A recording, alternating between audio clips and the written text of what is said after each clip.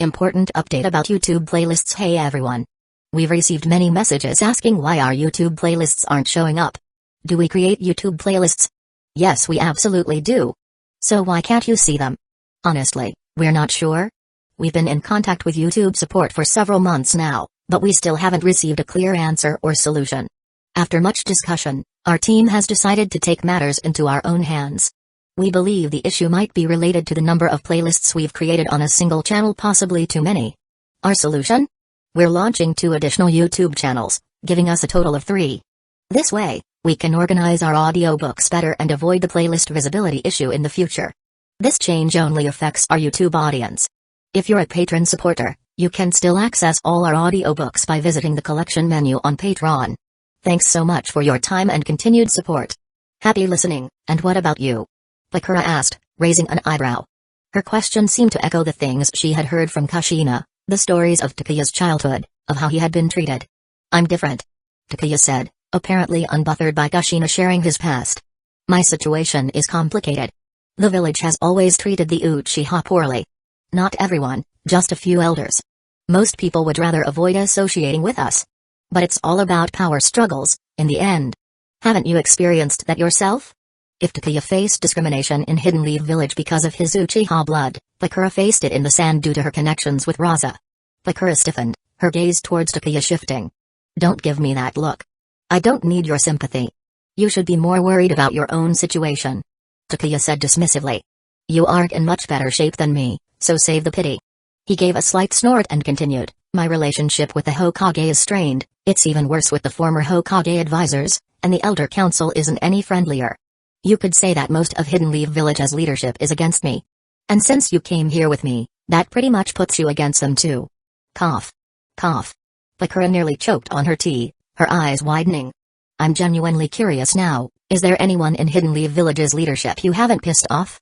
The third Hokage, the former advisors, the elders, it seemed like Takuya had a knack for antagonizing those in power. Just thinking about the weight of those names made Bakura's scalp tingle. Chapter 423, Kakashi Hatake. I will never approach the elders again. If Bakura were to draw a comparison, it would be as if she had constantly opposed the third Kazekage in the Sand Village, while also clashing with Raza, and antagonizing people like Chio and Debizo. What left Bakura speechless was that despite offending so many high-ranking individuals, Takuya Yagami was still perfectly fine. If this were someone with a lesser spirit, they'd surely try everything in their power to take him out. Guessing what Bakura was thinking, Takuya grinned. When I was still weak, I kept my head down. By the time I made any waves, I already had enough power to defect from Hidden Leaf Village if I needed to. Enough power to drag Hidden Leaf Village down with me. And with Lady Tsunade on my side. If it were anyone else, they'd be buried 6 feet under by now. You thought of defecting? Bakura could hardly believe what she heard. Not only had Takuya thought about it, but he was saying it out loud. I thought about it, and I even said as much to Tsunade, which is why she was so furious. That's why my defection plan got shelved. Otherwise, I would have taken Kushina with me and eventually come back to set off some fireworks. Yes, Takuya did have an actual plan to defect and take Kushina along with him. It wasn't just empty talk. If the third Hokage and Danzō had pushed even further, Takuya would have made the move without hesitation. This guy is insane. Not only thinking about defecting but also planning to take the Nine-Tails Jinchuriki along. Bakura rubbed her forehead, wondering if she could still back out of this arrangement. Following someone with such crazy ideas felt inherently dangerous. What do you mean by fireworks? She asked, almost cautiously. Fireworks. Takuya paused, then raised his hand, gathering yin-yang chakra. A small-tailed beast bomb began to form in his palm. Okay, enough of that. I get it. I give up, alright? Bakura's expression changed instantly. She was grateful that she had no thoughts of betraying him. This guy was absolutely nuts. Meanwhile, the peace negotiations between Hidden Leaf Village and the Sand Village were progressing without Takuya. Both sides were prepared for talks. The third Hokage was resting in the command tent, but Nara Shikashige was feeling rather irritated. With peace talks underway, and the third Hokage himself leading, they should be sending out their strongest forces and Anbu to ensure his safety.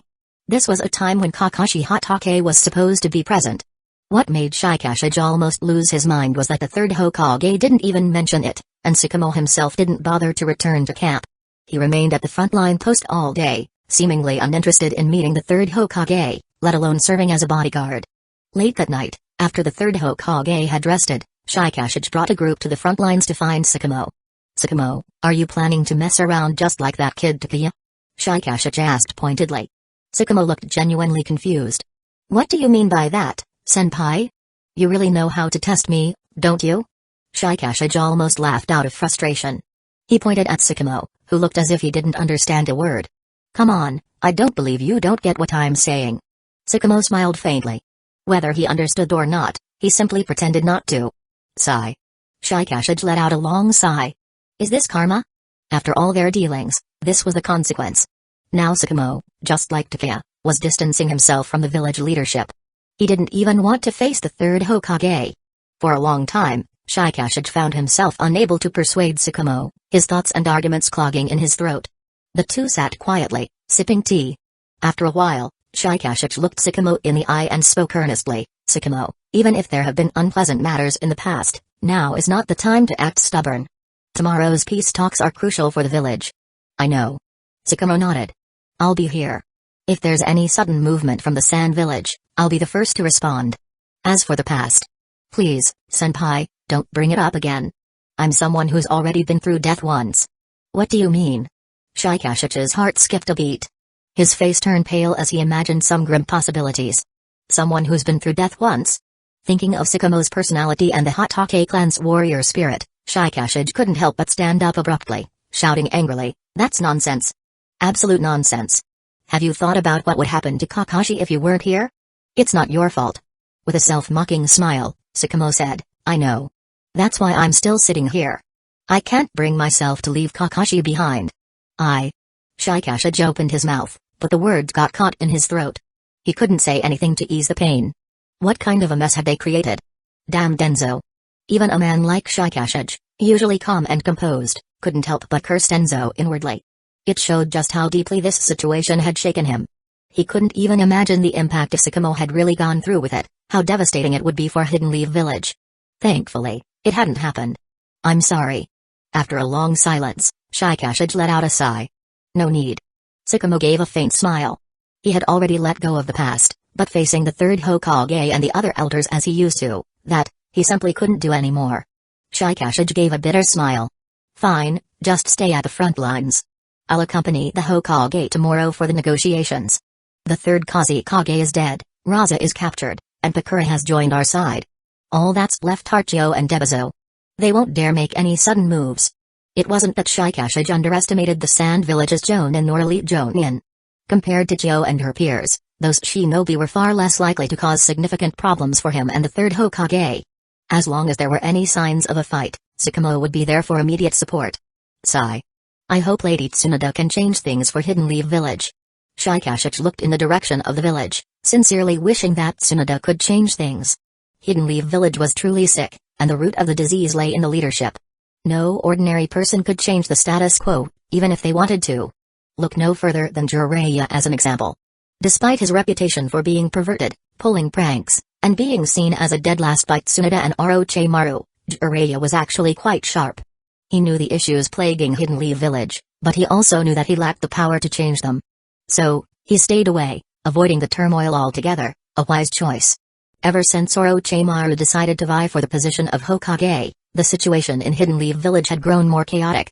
Luckily, Tsunade had stepped forward. She was among the very few, perhaps the only one, capable of changing it all.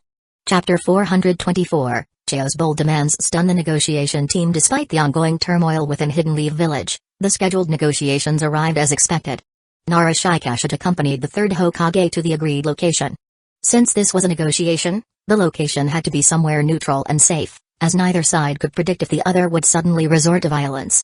They chose a site midway between Hidden Leaf Village and Hidden Sand Village camps, the most sensible option. Both sides brought only a few people. Once at the negotiation spot, the guards stayed behind, and the third Hokage proceeded forward with Nara Shikashage. Chio advanced with Ebizo, the siblings walking side by side. Chio, long time no see, said the third Hokage.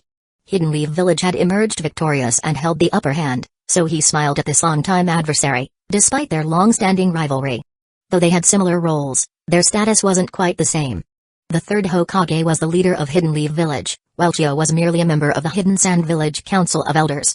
Chio snorted coldly, giving the Hokage a hard stare. "If we're here to negotiate, spare me the pleasantries. Let's get on with it. Please, be patient," replied the third Hokage, unperturbed by Chiyo's hostility. He understood that being pushed into peace talks left Hidden Sand Village bitter. Given their situation, who could be in a good mood?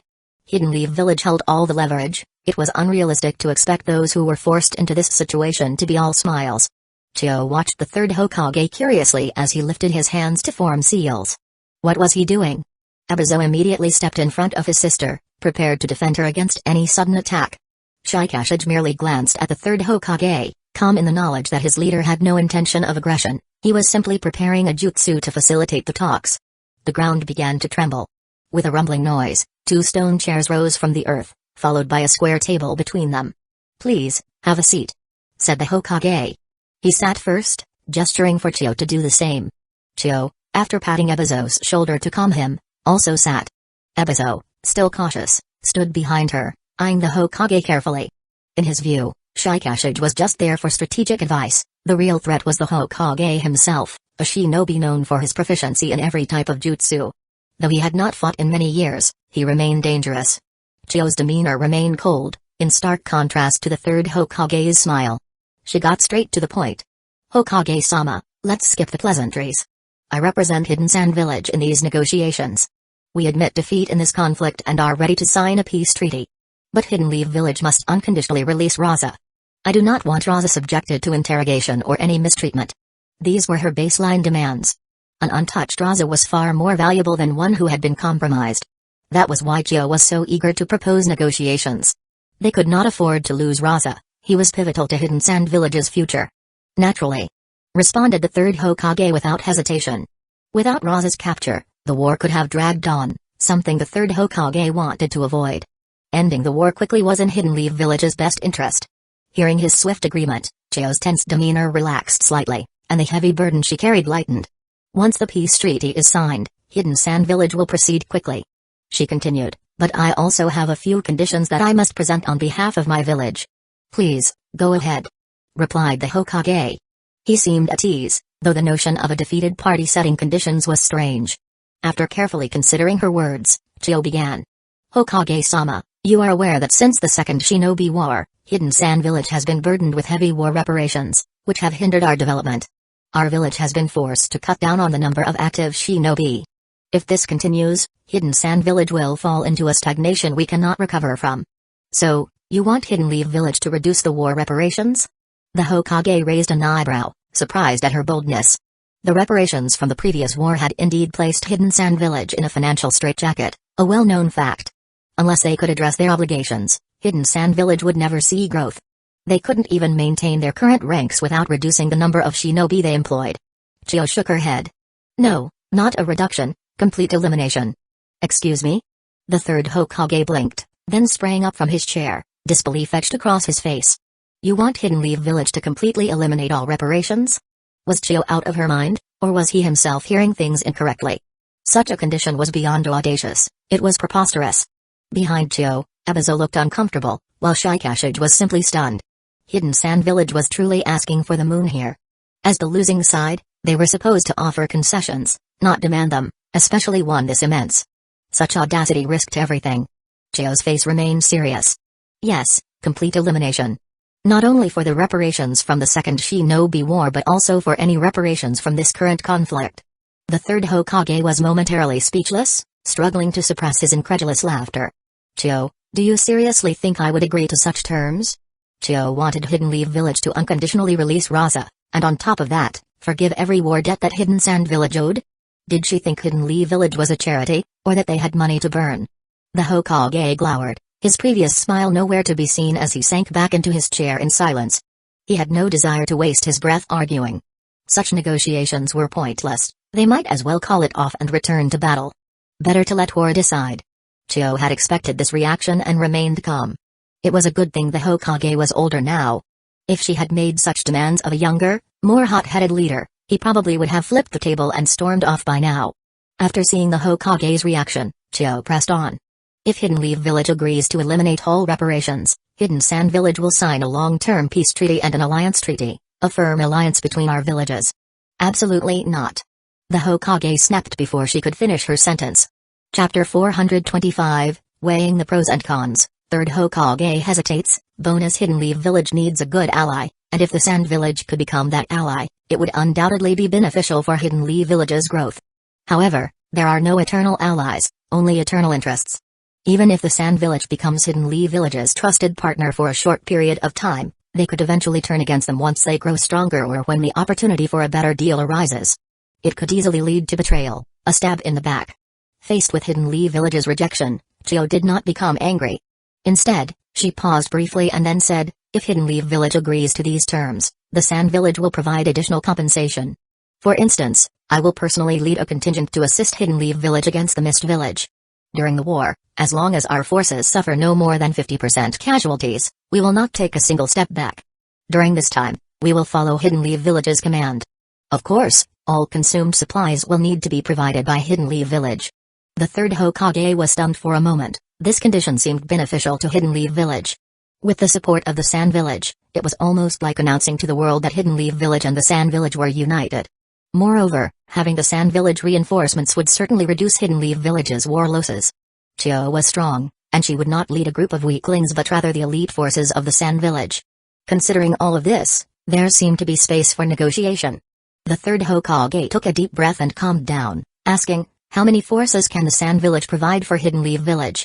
1,000. Chiyo answered without hesitation. I will mobilize the puppet brigade from the Sand Village, along with other elite forces, to assemble 1,000 troops to support Hidden Leaf Village. During this time, Hidden Leaf Village will only need to provide all necessary supplies. As long as Hidden Leaf Village does not betray us, the Sand Village will be firmly on your side. Chiyo's proposal made the third Hokage hesitate. The Sand Village's puppet brigade was renowned across the ninja world, and Chiyo was offering them with sincerity. She wouldn't deceive Hidden Leaf Village on this matter. The Sand Village would be fighting essentially for free. All Hidden Leaf Village had to do was provide supplies, and all battle spoils would belong to Hidden Leaf Village. 2 wars worth of reparations had cost Hidden Leaf Village greatly. Was it worth spending all that money to secure a reliable ally and 1,000 elite troops? The third Hokage pondered deeply. Hidden Leaf Village certainly wanted reinforcements, but it was also facing a serious shortage of funds. As he weighed the pros and cons, Chiyo waited silently, but the wait seemed too long. Over half an hour had passed, and the Hokage was still deep in thought. Chiyo began to lose patience. Hokage-sama, the Sand Village's conditions are already quite favorable. Don't forget, even if the war with the Sand Village ends, Hidden Leaf Village's future situation will not necessarily improve, she said, attempting to push the Hokage to make a decision. The third Hokage frowned slightly. Naruto lowered his eyes and reminded the Hokage in a soft voice, Hokage-sama, I believe Chiyo is referring to the Stone Village. As the war continued, Hidden Leaf Village's losses were becoming increasingly significant. They had yet to recover from the previous ninja war, and their resources were gradually being depleted. The Stone Village, which had been eyeing the Land of Fire for a long time, began to grow restless. Even scouts from the Cloud Village were frequently appearing around the borders of the Land of Fire. None of this was good news. The third Hokage's expression turned grim, and the scales in his heart began to tip. Seeing this, Chiyo smiled inwardly and subtly added more to her argument. If Hidden Leaf Village agrees to the Sand Village's conditions, we can also send forces to help you monitor the military movements of the Stone Village. The Stone Village had never gotten along with Hidden Leaf Village, and their relationship with the Sand Village was no better. In the past, Stone Village shinobi had often invaded the Land of Wind. A group of Sand Village shinobi was always stationed to guard against Stone Village incursions. However, the motive behind these frequent incursions into the barren Land of Wind was puzzling. There wasn't much of value to be gained. Aside from a few rare minerals, the country was mostly endless desert. Seeing that the Hokage was increasingly inclined towards agreeing, Naruto spoke up, Hokage-sama, perhaps we should take a break before continuing the discussion? The Hokage, reminded by Shikashage, realized he had been acting impulsively and nodded. Chiyo, these terms involve the interests of both villages and cannot be decided on lightly. Why don't we adjourn for now and continue the discussion later? Very well, Chiyo said, rising decisively and leaving with Ebizo, without any hesitation. Watching Chiyo leave, the third Hokage felt troubled. He needed to gather his thoughts, otherwise, he would be at a disadvantage in further negotiations. Sister, do you think Hidden Leaf Village will agree to our terms? Ebizo asked. They will. Chiyo answered confidently. After the Second Ninja War, the village suffered great losses, and Hidden Leaf Village is in no better shape. Not long after the end of that war, They were plunged into another one with the Mist Village. They haven't had time to recover, and even the strongest foundation will be worn away eventually. The longer the Mist Village persists, the more Hidden Leaf Village will lose, and with the Stone Village growing restless, Hidden Leaf Village's situation will only get worse. If either the Stone Village or Cloud Village declares war on Hidden Leaf Village, they will be surrounded on all sides. Stone Village's increasing activity is proof that they are short on time to prepare. Chio's analysis left no room for doubt. I hope everything goes smoothly. Ebizo replied. While Chio and Ebizo felt confident, the mood in Hidden Leaf Village was much more somber. The third Hokage was torn, and Nara Shikashige was just as uneasy. He knew the Hokage was already leaning towards agreeing to Chio's conditions. Hokage-sama, if we agree to these terms, it might lead to some negative consequences. Shikashige warned. The Sand Village came to negotiate because they were forced to. If we gain nothing from this, how are the villagers and our shinobi supposed to accept that? The third Hokage gazed up at the overcast sky and sighed. I understand, Shikashige. The current situation of Hidden Leaf Village is not good. The timing between the second and third ninja wars was too close, and Hidden Leaf Village hasn't recovered from its weakened state. Chapter 426, so I'm just a substitute. Alright, I'm leaving only by quickly ending the wars on both fronts can we gain the time needed to recover and develop. Only then can we better deter the Stone Village and the Cloud Village, said the third Hokage. A Hidden Leaf Village embroiled in multiple conflicts was a juicy target in the eyes of their enemies. Once other conflicts were settled, Hidden Leaf Village, even in a weakened state, would still be a tough piece of meat that wouldn't be easy to devour. A bite of this meat would be filled with thorns. Try it, and you'd end up with a mouthful of stabs instead. Shikashige. Hokage-sama. With his hands behind his back, the third Hokage gave a slight smile and asked, the Nara clan members are known for their wisdom, and you are one of the finest among them. Let me ask you this, if the Sand Village continues to pay war reparations to Hidden Leaf Village, how many years will it take for us to receive the full amount? The Sand Village was very poor. No money, no resources, even if Hidden Leaf Village pressured them, the final outcome would only result in yearly partial payments. It would take years to fulfill their obligations.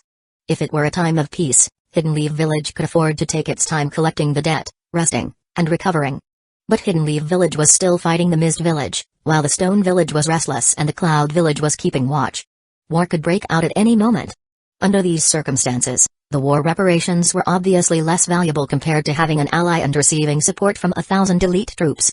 Another issue to consider was whether the Sand Village might become enraged, refuse to negotiate, and continue the war instead. They needed Razo back, and if Hidden Leaf Village's terms were too harsh, Chio would definitely not agree. It was better to be left with a limited future than to have all potential drained. Chio and Ebizo might be old, but they weren't near death, they still had time to groom new successors. If the war were to drag on, and the Sand Village decided to go all out against Hidden Leaf Village, it would be Hidden Leaf Village in the most danger. The Stone Village and Cloud Village's fangs could be bared at any moment. It would probably take a very long time. Nara Shikashige replied, not even bothering to calculate. He knew the timeline would be unbearably long. If the war continues, what kind of cost would Hidden Leaf Village have to pay to completely defeat the Sand Village? Asked the third Hokage. Nara Shikashige had nothing more to say. That old hag Chio was not simple. She had placed the knife at Hidden Leaf Village's soft underbelly. Either they all agreed to put down their blades, or they continued fighting. The choice was Hidden Leaf Village's. They had to choose. The Sand Village could afford to play the don't care game. If Hidden Leaf Village didn't have the power to crush them, then they would just let things be. After all, no other ninja villages would allow Hidden Leaf Village to crush the Sand Village entirely, that would break the balance of the ninja world. The Sand Village had nothing to lose. If they really decided to take this stance, Hidden Leaf Village would be the one left in disarray. Back at the camp, the third Hokage rested in the command center. Nara Shikashige, who never broke the rules, surprisingly brought along 2 bottles of liquor that he had somehow obtained, and went to find Kakashi Hatake. Shikashige-senpai, are you alright? Tsukumo asked cautiously, sensing that something was off. This particular elder had always been very strict, never breaking protocol in all these years, nor would he allow others to do so. Simply put, he could not tolerate any wrongdoings, unless the wrongdoer was too tough for him to handle. Yet here he was, bringing a few bottles of alcohol to drink with Tsukumo. Something was definitely not right. Nara Shikashige huffed and said, what could be wrong? I just wanted to find someone to have a drink with. Too bad that Brat Takuya is off somewhere, so I can only find you. Tsukumo sighed. So I'm just a substitute. Should I leave then? Without saying another word, Shikashige uncapped a bottle, took a swig, and passed it to Sakamo. Sakamo opened his mouth, intending to refuse, but the look in Shikashich's angry and resigned eyes stopped him. He could only silently join in the drinking. Is it because of the negotiations? Sakamo asked. Nara Shikashige let out a deep breath and nodded. Yes, Hidden Leaf Village's situation is not good. The Sand Village's demands are harsh, and without a doubt, the Hokage will agree. This wasn't confidential information, and Sakamo wasn't just anybody. Once the negotiations were concluded, everyone would know. There was no need for secrecy. My goodness. Sakamo's eyes widened. Good thing I wasn't there, otherwise I might not have been able to keep myself from drawing my blade. You dare say that? You were supposed to be there, and it ended up being my burden instead. Shikashige glared at Sakamo fiercely. Sakamo laughed awkwardly, quickly changing the topic. Shikashige-senpai, let's not overdo it. Don't get drunk now. Some things are beyond our control. If only Takuya hadn't left, maybe there'd be more hope for a change. He wouldn't help either. Shikashige replied, shaking his head. That brat can't wait to draw his blade. If it weren't for Tsunade, things would have been even worse. Don't expect him to handle these messy issues. Seems like you know Takuya quite well, senpai. Sakamo said, smiling. Of course. My son and Takuya were classmates. How could I not know? Shikashige grumbled. But you're right. We should stop drinking. Being drunk would be troublesome. You wanted to drink, and I'm here risking my peace for you, and now you're the one who's afraid of the trouble it might bring? Senpai, that's not very fair. Negotiations were on hold for the moment, and Takuya, back in Hidden Leaf Village, knew nothing of this. He was busy training his young disciple. Too slow. The enemy won't give you any opportunity. Takuya said. Lack of strength. Drawing and slashing needs explosive power and speed. He continued, effortlessly parrying Kakashi's attacks and then lightly rapping him with the flat of his blade as a small punishment. Each time Kakashi struck, Takuya corrected his mistakes. Kakashi was giving it his all, even though he was covered in bruises and his hands were shaking to the point of almost dropping his sword, he refused to give up. Takuya admired this determination. Regardless of talent, persistence was crucial. Even the most talented individuals wouldn't achieve greatness without the will to endure the hardships of training. Though Takuya had his own advantages, he had never slackened in his training.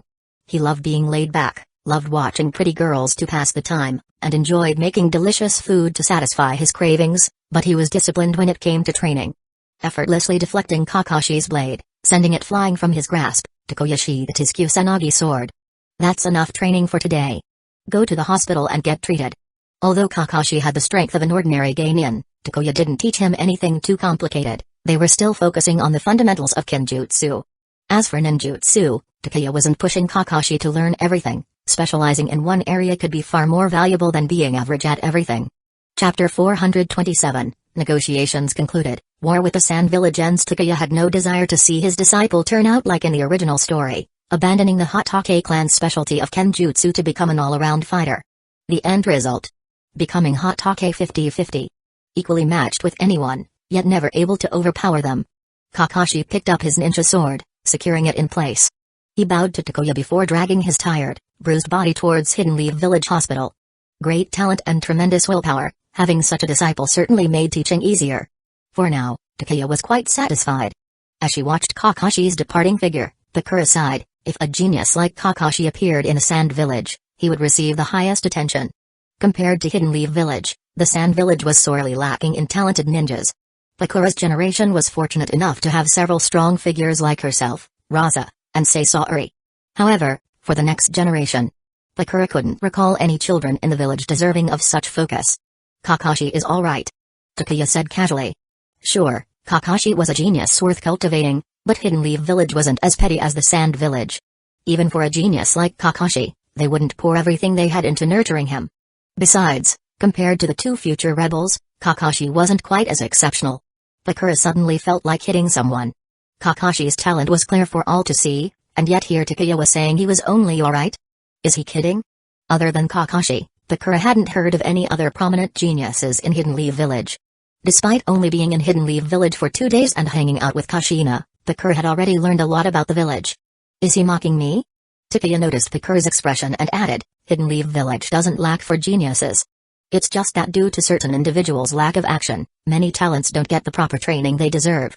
So, what you're saying is that there are geniuses even greater than Kakashi and Hidden Leaf Village, but because of certain reasons, they aren't given priority. Bakura inferred. Takeya shrugged and looked back at her. That's about right.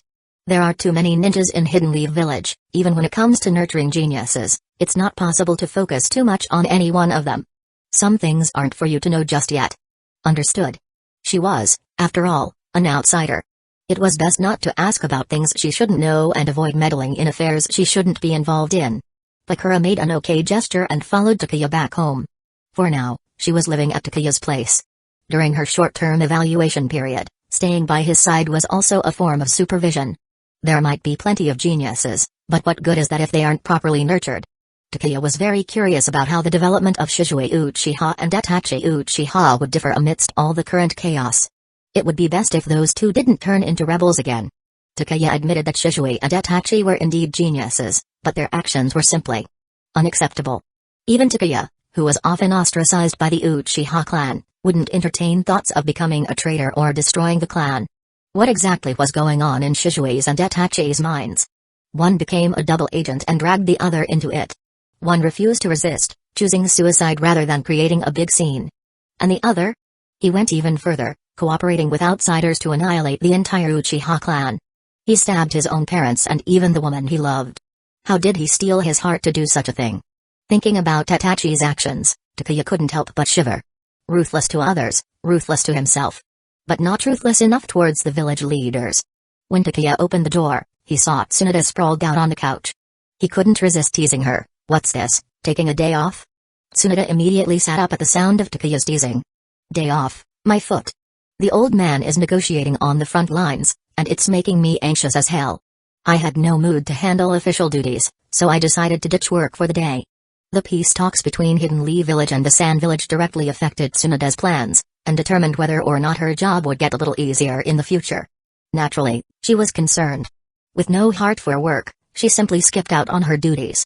A good day of rest, some good food, and a night of heavy drinking to relax her nerves, that was her plan. What Tsunoda didn't know was that she wouldn't have time to relax in the coming days. Instead, she was about to be thrown into a storm of troubles.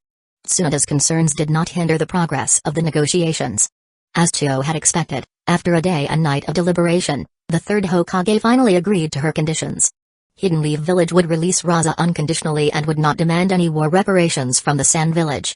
As compensation, the Sand Village would sign a stricter peace treaty and an alliance document with Hidden Leaf Village. In addition, Elder Chio from the Sand Village would lead a 1,000-strong elite force to assist Hidden Leaf Village against the Mist Village. All the supplies consumed during this period would be borne by Hidden Leaf Village, with the Sand Village bearing no responsibility. The spoils of war would also have nothing to do with the Sand Village. Moreover, the Sand Village agreed to help monitor the activities of the Stone Village. With both sides eager to wrap things up, the negotiations ended quickly, and the signing of documents went smoothly. Thus, the peace talks concluded without any issues. After the negotiations, Raza returned to the Sand Village's camp. The Sand Village camp was dismantled, and all shinobi retreated back into the Land of Wind. On Hidden Leaf Village's side, aside from a group of shinobi stationed at the border, the rest packed up and headed back to the village on the third Hokage's orders. The war had come to an end. It ended with cheers from Hidden Leaf Village's shinobi, though two people were not part of those celebrations, Kakashi Hatake and Narashikashich. As two of the insiders, they were feeling rather downcast.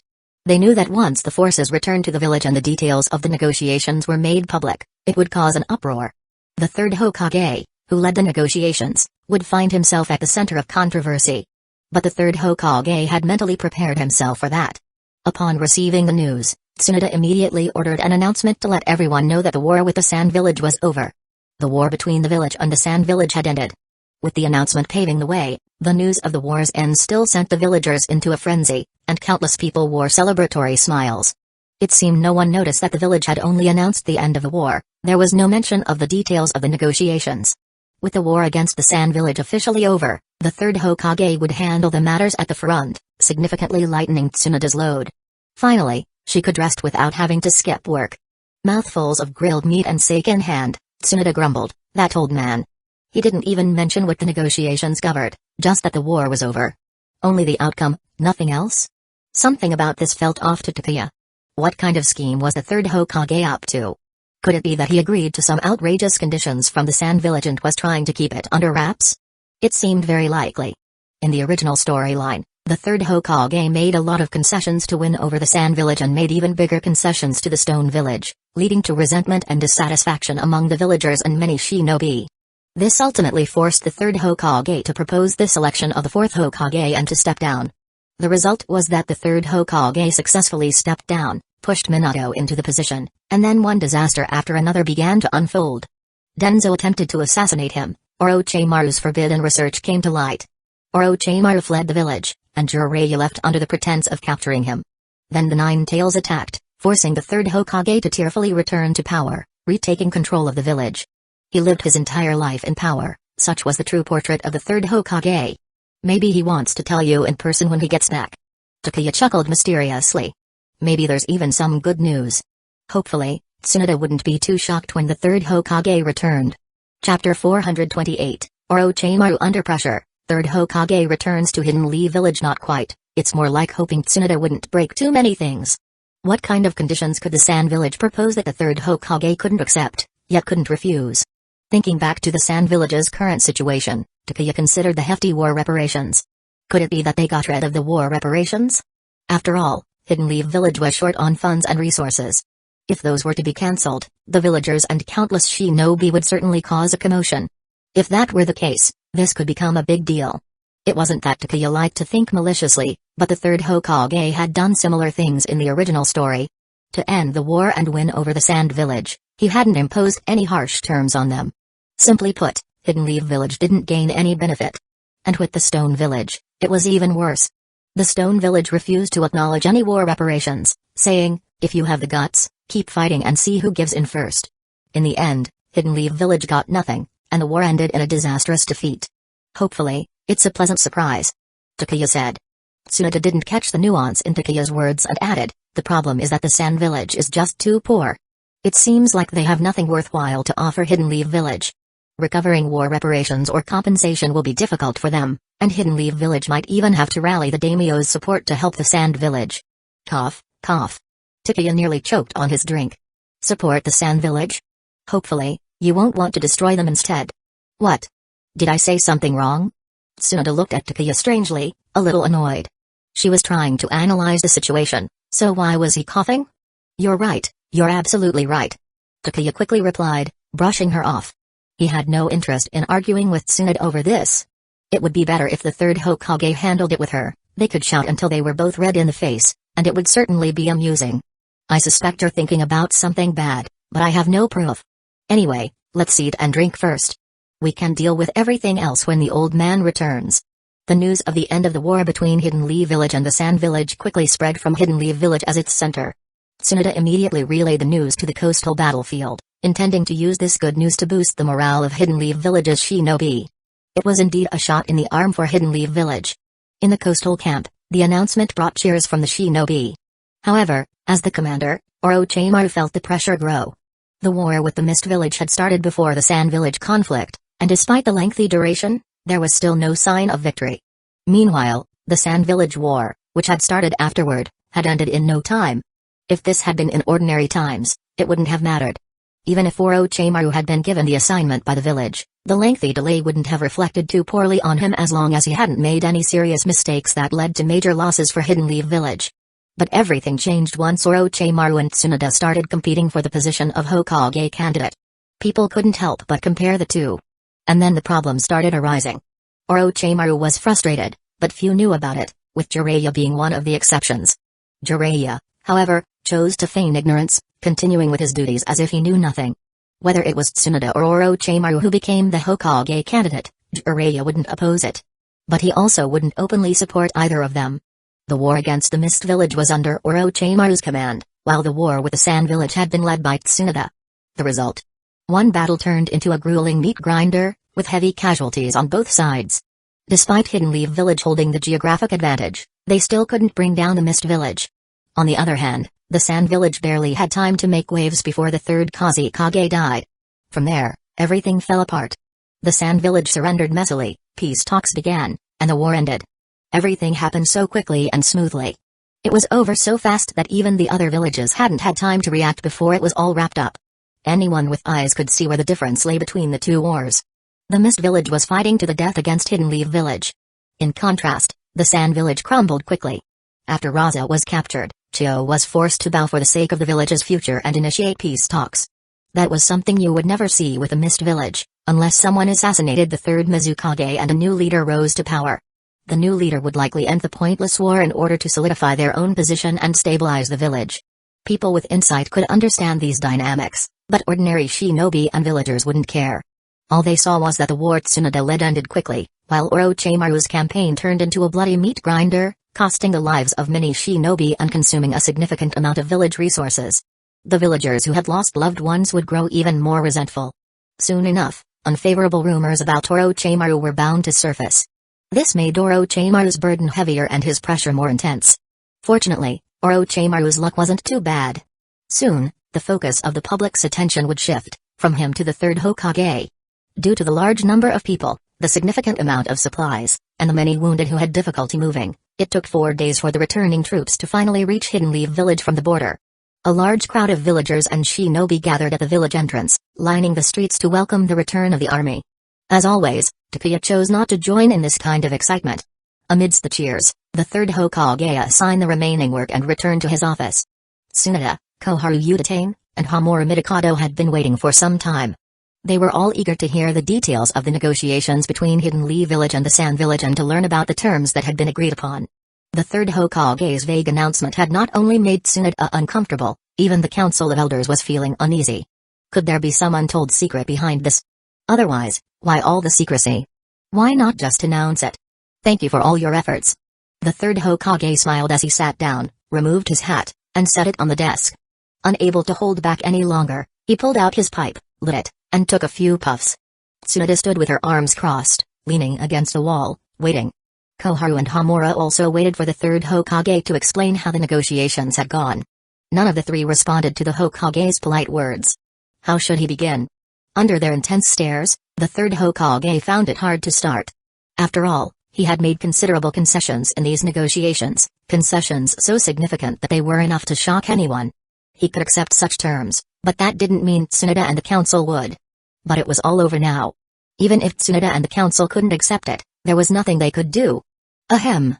After satisfying his craving for tobacco, the third Hokage put down his pipe, folded his hands together, and glanced at the three of them before opening his mouth, only to hesitate again. What is wrong with Hiruzen? Hamura glanced at Koharu, who gave him a sour look in return. You're asking me? Who should I ask? I'd love to find someone to ask what's up with him. He's been beating around the bush, keeping us in suspense. Bang. The loud noise startled both of them.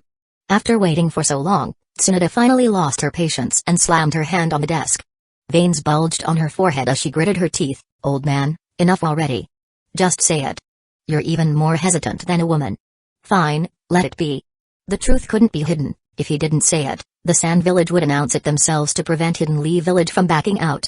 With a long sigh, the third Hokage finally took out the peace and alliance documents signed with Chio and handed them to Tsunade. How odd. Snatching the papers, Tsunade muttered as she opened them.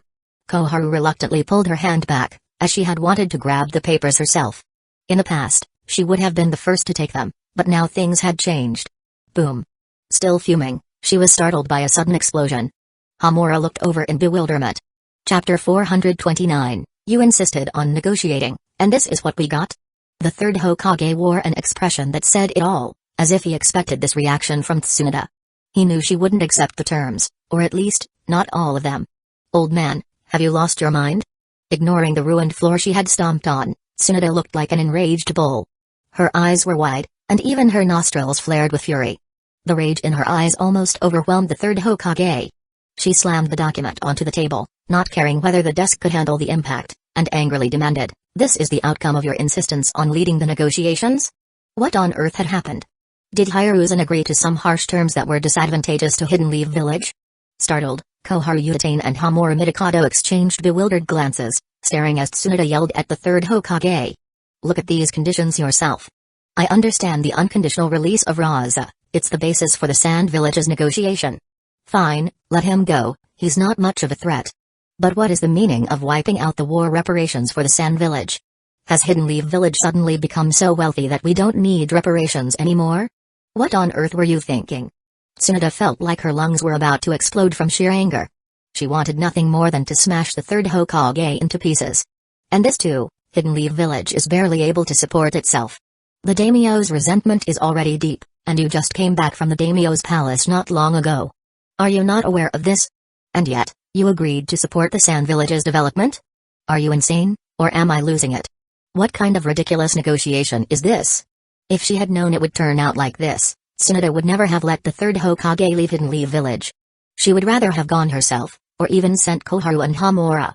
Those two old foxes loved stirring up trouble and scheming, but at least when it came to major external affairs, they wouldn't compromise. If it had been them in charge of the talks, they wouldn't have let the Sand Village get away without taking a big hit. Now, look where they stood. Tsunade was simply astonished. Nothing had been negotiated. No reparations, Raza released, and Hidden Leaf Village still had to lend a hand to help the Sand Village. What nonsense was this? All for an ally that may or may not be reliable? Or maybe for the support of 1,000 Sand Shinobi? 1,000 additional troops were not going to tip the scales for Hidden Leaf Village against the Mist Village. This war was far from over, and no one knew how long it would last or how it would end. The current stance of the Mist Village was clear: they were ready to fight Hidden Leaf Village to the death. Cough, cough. Tsunade, I didn't want this either, but we need to end the war as soon as possible. The third Hokage interjected hastily. Hamura and Koharu snapped out of their shock. They were both at a loss for words. Hiruzen, don't tell me this is all true. Is this really the outcome of your negotiations? They hadn't even seen the documents yet, but from Tsunade's furious shouting, they could tell that Hidden Leaf Village had taken a massive loss. Countless lives had been lost, vast sums of money and supplies had been used, time had been wasted, and all they had gained in return was an unreliable alliance and 1,000 shinobi as reinforcements. Did Hidden Leaf Village need reinforcements? Yes. But not to the point where they were at their wits' end. Even if the Mist Village was determined to fight to the death, Hidden Leaf Village could still hold its ground. In other words, this 1,000-strong reinforcement force was almost inconsequential. The most frustrating part? Hidden Leaf Village had to bear the cost of supporting these reinforcements. Were they allies or freeloaders?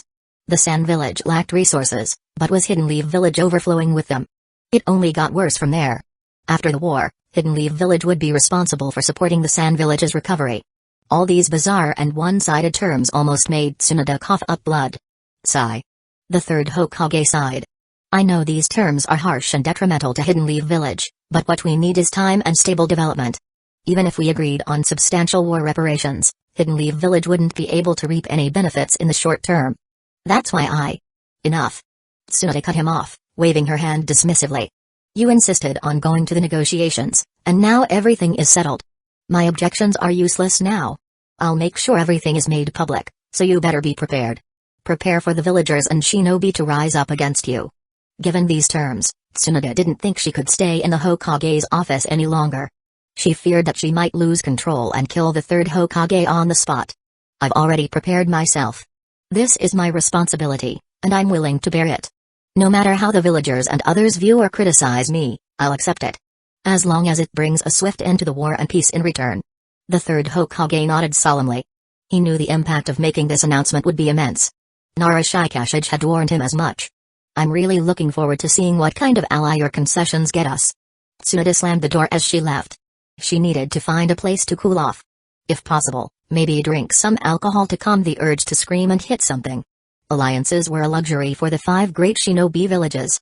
So-called alliances could break at any moment, and the Sand Village's constant back and forth wasn't new. No one should assume that with the third Kazekage dead and Raza in power, the Sand Village would settle down. Raza wasn't a stable leader. Otherwise, in the original story, he wouldn't have accepted Orochimaru's offer to target Hidden Leaf Village. The betrayal earned them infamy, and Raza didn't even make it to Hidden Leaf Village before being killed. At least Gaara had some sense of loyalty. But unfortunately, during that time, the Sand Village was too weak to act, and even if Gaara resisted, it wouldn't have made much of a difference if the other leaders decided to revolt. Hiruzen, you. Sigh.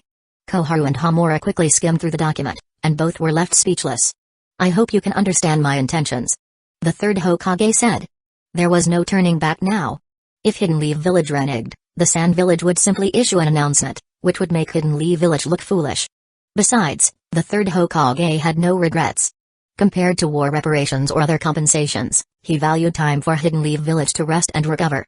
He still believed that the elite forces led by Chio would be helpful in the war against the Mist Village, and an alliance between the two villages would put pressure on the Mist Village. The third Hokage thought things through thoroughly, even envisioning using pressure from other villages to force the Mist Village to end the war. What he hadn't foreseen was that the third Mizukage was a madman under someone else's control. The reason for starting the war was to continually weaken the overall strength of the 5 great shinobi villages. The way the Mist Village recklessly attacked Hidden Leaf Village's positions showed that the third Mizukage didn't value the lives of his own shinobi. There was no way he would be intimidated by an alliance between Hidden Leaf Village and the Sand Village or choose to end the war. If anything, he would be thrilled for the Sand Village to join in so that 3 villages could continue the fight, preferably until they all destroyed each other. Faced with the third Hokage's determination, Koharu and Homura could only sigh. The two of them stayed silent for a long time. If that's the case, then Hyuga, you must be ready to face criticism and insults. This will tarnish your reputation significantly. Chapter 430, Third Hokage prepares to hand over to Tsunade. Some things couldn't simply be resolved by damaging one's reputation. Koharu and Homura were already putting it as diplomatically as they could. They were sure that once the announcement went out, a significant number of villagers would march to the Hokage office to protest. There could even be a united call demanding the resignation of the third Hokage. The Hokage might seem invincible, the ultimate authority of Hidden Leaf Village, but when the villagers all turned against you, voiced their dissatisfaction, and gathered to protest, if you couldn't quell their anger, you'd have no choice but to step down in disgrace. I understand, said the third Hokage calmly. From the moment he agreed to these terms, he had already prepared himself mentally. You two help me release the announcement. I will accept whatever happens. When the war is over, I will retire and pass the position of Hokage to Tsunade. Are you sure? Koharu exclaimed, can't we keep this hidden for now? Whenever there had been bad news in the past, they had chosen to hide it. Let some time pass, who would remember it then? Besides, the villagers didn't know what price Hidden Leaf Village had paid to negotiate peace with the Sand Village. There's no need to hide it. Nor is it possible. The third Hokage let out a self-deprecating laugh, as if recalling past actions. Tsunade is the right choice. In terms of both strength and status, she is more than qualified to be the fourth Hokage. I believe she can lead the village to greater heights. Orochimaru's heart is too dark. I cannot entrust the village to him. Besides, even if we choose not to disclose it, the Sand Village won't stay silent. To secure this agreement, they will surely announce it. If the Sand Village made the announcement, then the entire shinobi world would know, and no matter how Hidden Leaf Village tried to cover it up, it would be useless. On the contrary, trying to cover it up would only make things worse when everything eventually came to light. Let's hope your choice is the right one, Koharu said, shaking her head and leaving the Hokage office. The third Hokage's mind was made up, and there was no changing it. She could only move ahead and carry out the necessary preparations. Homura, who had wanted to say something, eventually swallowed his words and quietly followed Koharu out. Will everything be alright? Kushina kept giving Takuya meaningful looks, while Pakura glanced at Tsunade, who had already downed several bottles of sake, looking almost like a goddess of wine. She couldn't help but twitch slightly at the sight. Pakura had seen many women drink, but this was the first time she'd seen someone gulp down an entire bottle in one go. The youngest and least noticeable among them, Kakashi, was huddled in a corner, terrified into silence. He had never imagined that after training, his teacher would offer to treat him to dinner, bringing Kushina and Pakura along to the hot pot restaurant. Then, out of nowhere, Tsunade showed up. She clearly wasn't in a good mood. Without saying a word, she started drinking. The table was already littered with empty bottles, all of them Tsunade's handiwork. The army had only just returned to the village a couple of hours ago, and Tsunade was already like this. It wasn't hard to guess that it had something to do with the third Hokage. Most likely, Hidden Leaf Village had made significant concessions in the negotiations with the Sand Village, concessions that left Tsunade deeply frustrated. If it had been anyone else, Tsunade would have cursed them outright, or, if necessary, resorted to her fists. But the one who had led the negotiations was the third Hokage, and Tsunade couldn't just swear at him or punch him. So, she had came here to drink away her sorrows. Forget about all the troubles, getting drunk first was the priority. Takuya had guessed the outcome, which was why he hadn't tried to stop her. If she wanted to drink, let her. Because of the war, Tsunade had been tirelessly worried, only to end up with a teammate who was a complete liability. The gap between her expectations and reality was enormous, not something that just anyone could accept calmly. Tsunade had placed great hope in the negotiations with the Sand Village, which made the letdown that much harder to bear. Takuya, on the other hand, didn't have any particular expectations and thus wasn't too affected by the result. After all, the third Hokage had done even more outrageous things in the original storyline. Canceling the Sand Village's reparations was hardly a big deal in comparison. There was no need to be surprised. Best to stay calm. Takuya ruffled Kakashi's hair and smiled slightly. Once you're full, head home and rest. Remember not to mention what happened today, alright? Kakashi glanced at the clearly tipsy Tsunade, her cheeks flushed, and nodded earnestly. He promised not to tell anyone. Alright, go on then. Remember to visit Hidden Leaf Village Hospital for treatment first, or you'll end up with internal injuries. And don't forget to soak in the medicine your father left you. Phew. Tsunade-sama is terrifying. Leaving the hot pot restaurant, Kakashi nervously glanced up at the private room on the second floor. He was genuinely worried that a drunken Tsunade might suddenly start breaking things. Thankfully, that hadn't happened. To be precise, while Tsunade might be a gambler and a heavy drinker, she at least had decent behavior when drunk. When she got drunk, she preferred to sleep rather than cause trouble. Even if she spouted nonsense after getting drunk, it was still far better than those who drank and then acted like the world revolved around them. Takuya didn't dislike people who drank. What he couldn't stand were those who used alcohol as an excuse to cause trouble. Once Kakashi had been sent off, Takuya turned to Kushina. You should head back and rest. I'll keep an eye on Tsunade. Alright. Kushina said. She knew she couldn't do much with Tsunade in this state. Rather than staying and worrying, it was better for her to go home early and rest. As for Tsunade, Takuya could handle her. Then, clutching her small bag, Kushina looked towards Bakura. Takuya shook his head. Bakura can't leave.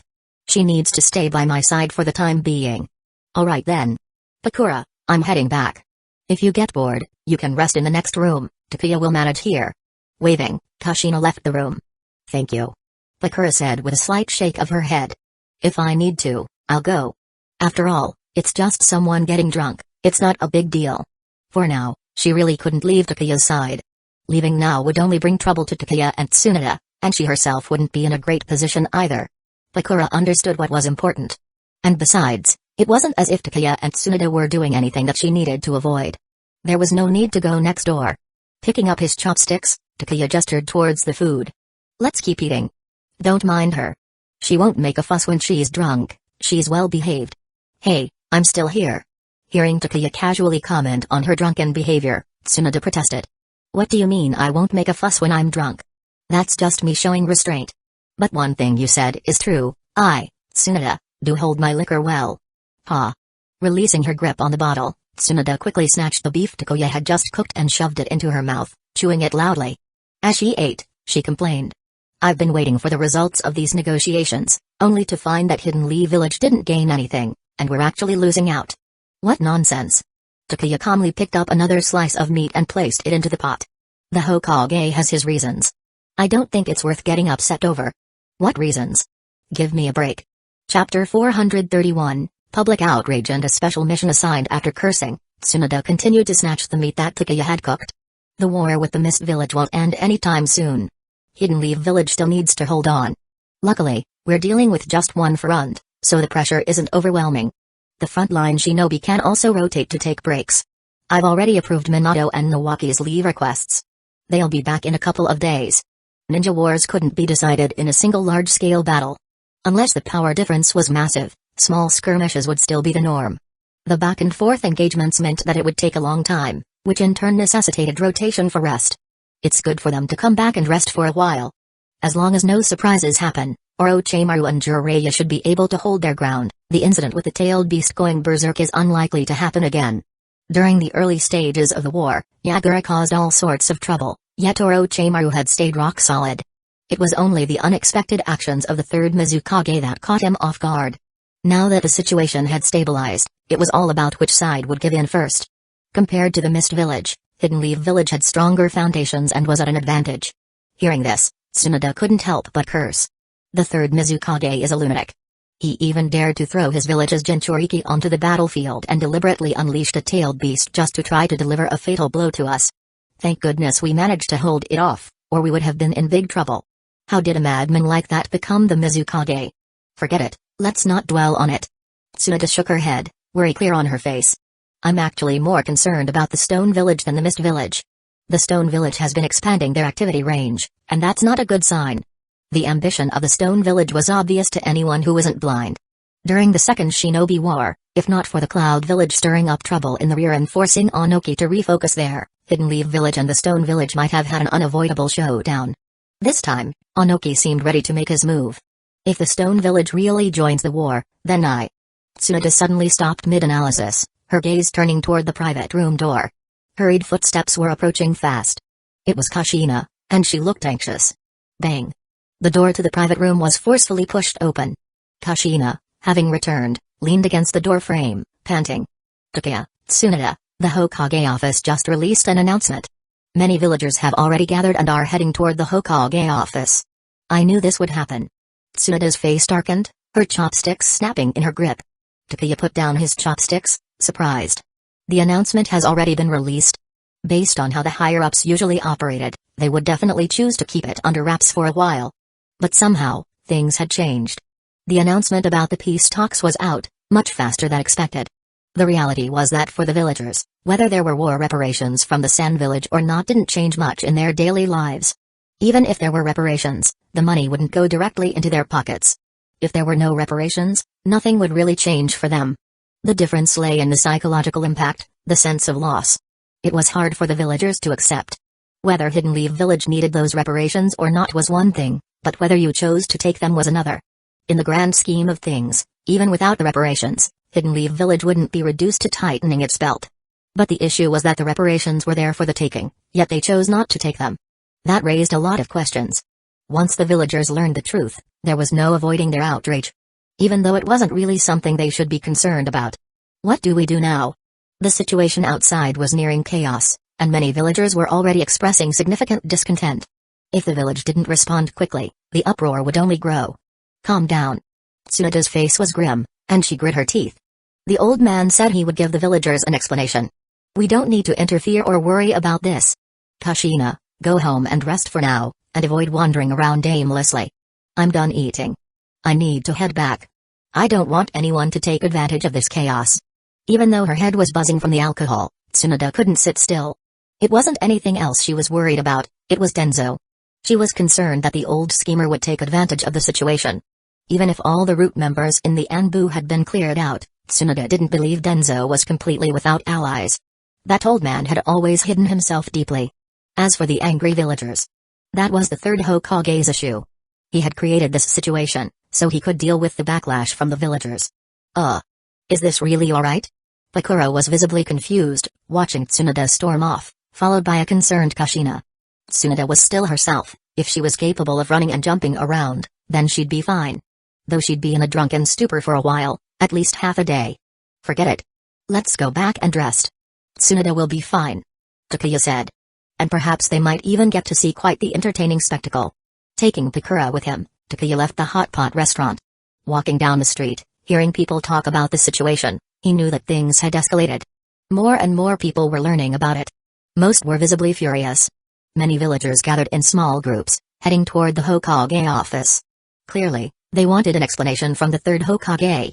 Public outrage is not easily quelled. Even if the third Hokage managed to calm the villagers down, this matter would not end so easily. Lord Takeya.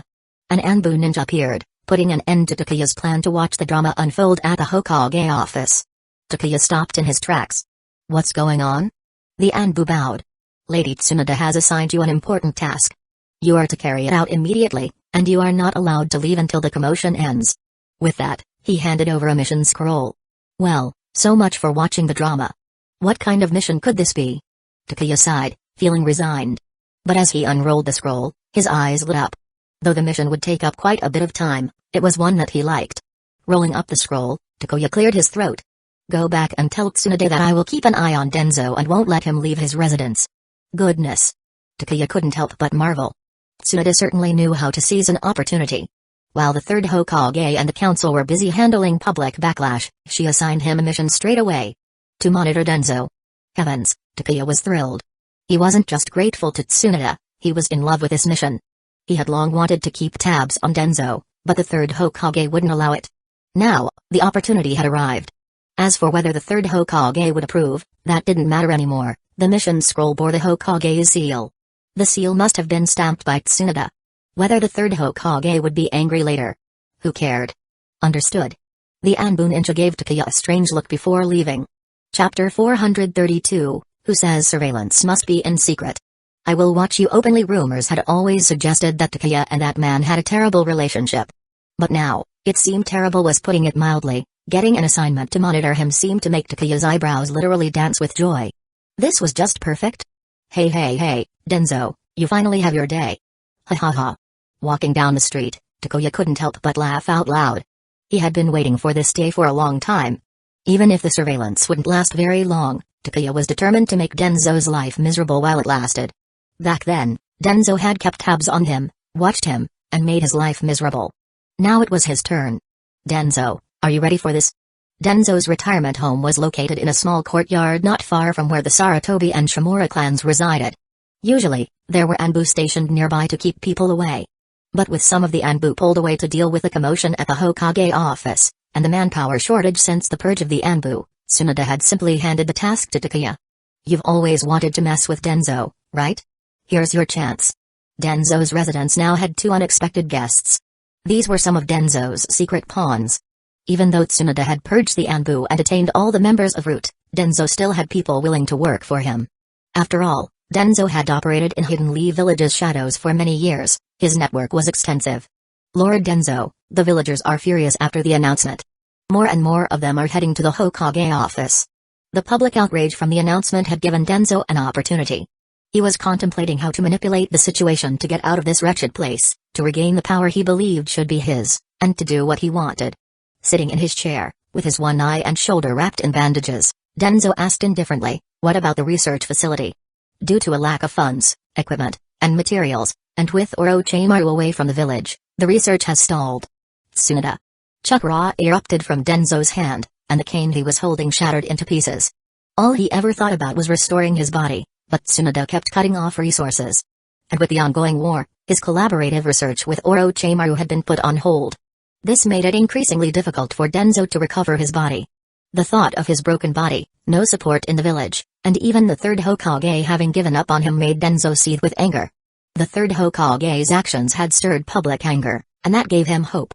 Danzo had immediately called upon his subordinates from the research facility, but before he could lay out his plan, he sensed someone approaching. It was someone he particularly disliked. Takuya Yagami? Why was he here? Takuya hadn't hidden his presence at all. He openly approached Danzo's residence, and although the mission was to monitor, the method of surveillance was up to Takuya. He could stay in the shadows or boldly stand out in the open, eyes locked on Danzo. Between covert surveillance and an open, blatant watch, Takuya preferred the latter. This was a rare opportunity, how could he not take full advantage of it to discuss Danzo? Feeling perplexed, Danzo gestured for his subordinates to hide for now. Picking up a new cane, Danzo limped out from the secret room. What are you doing here?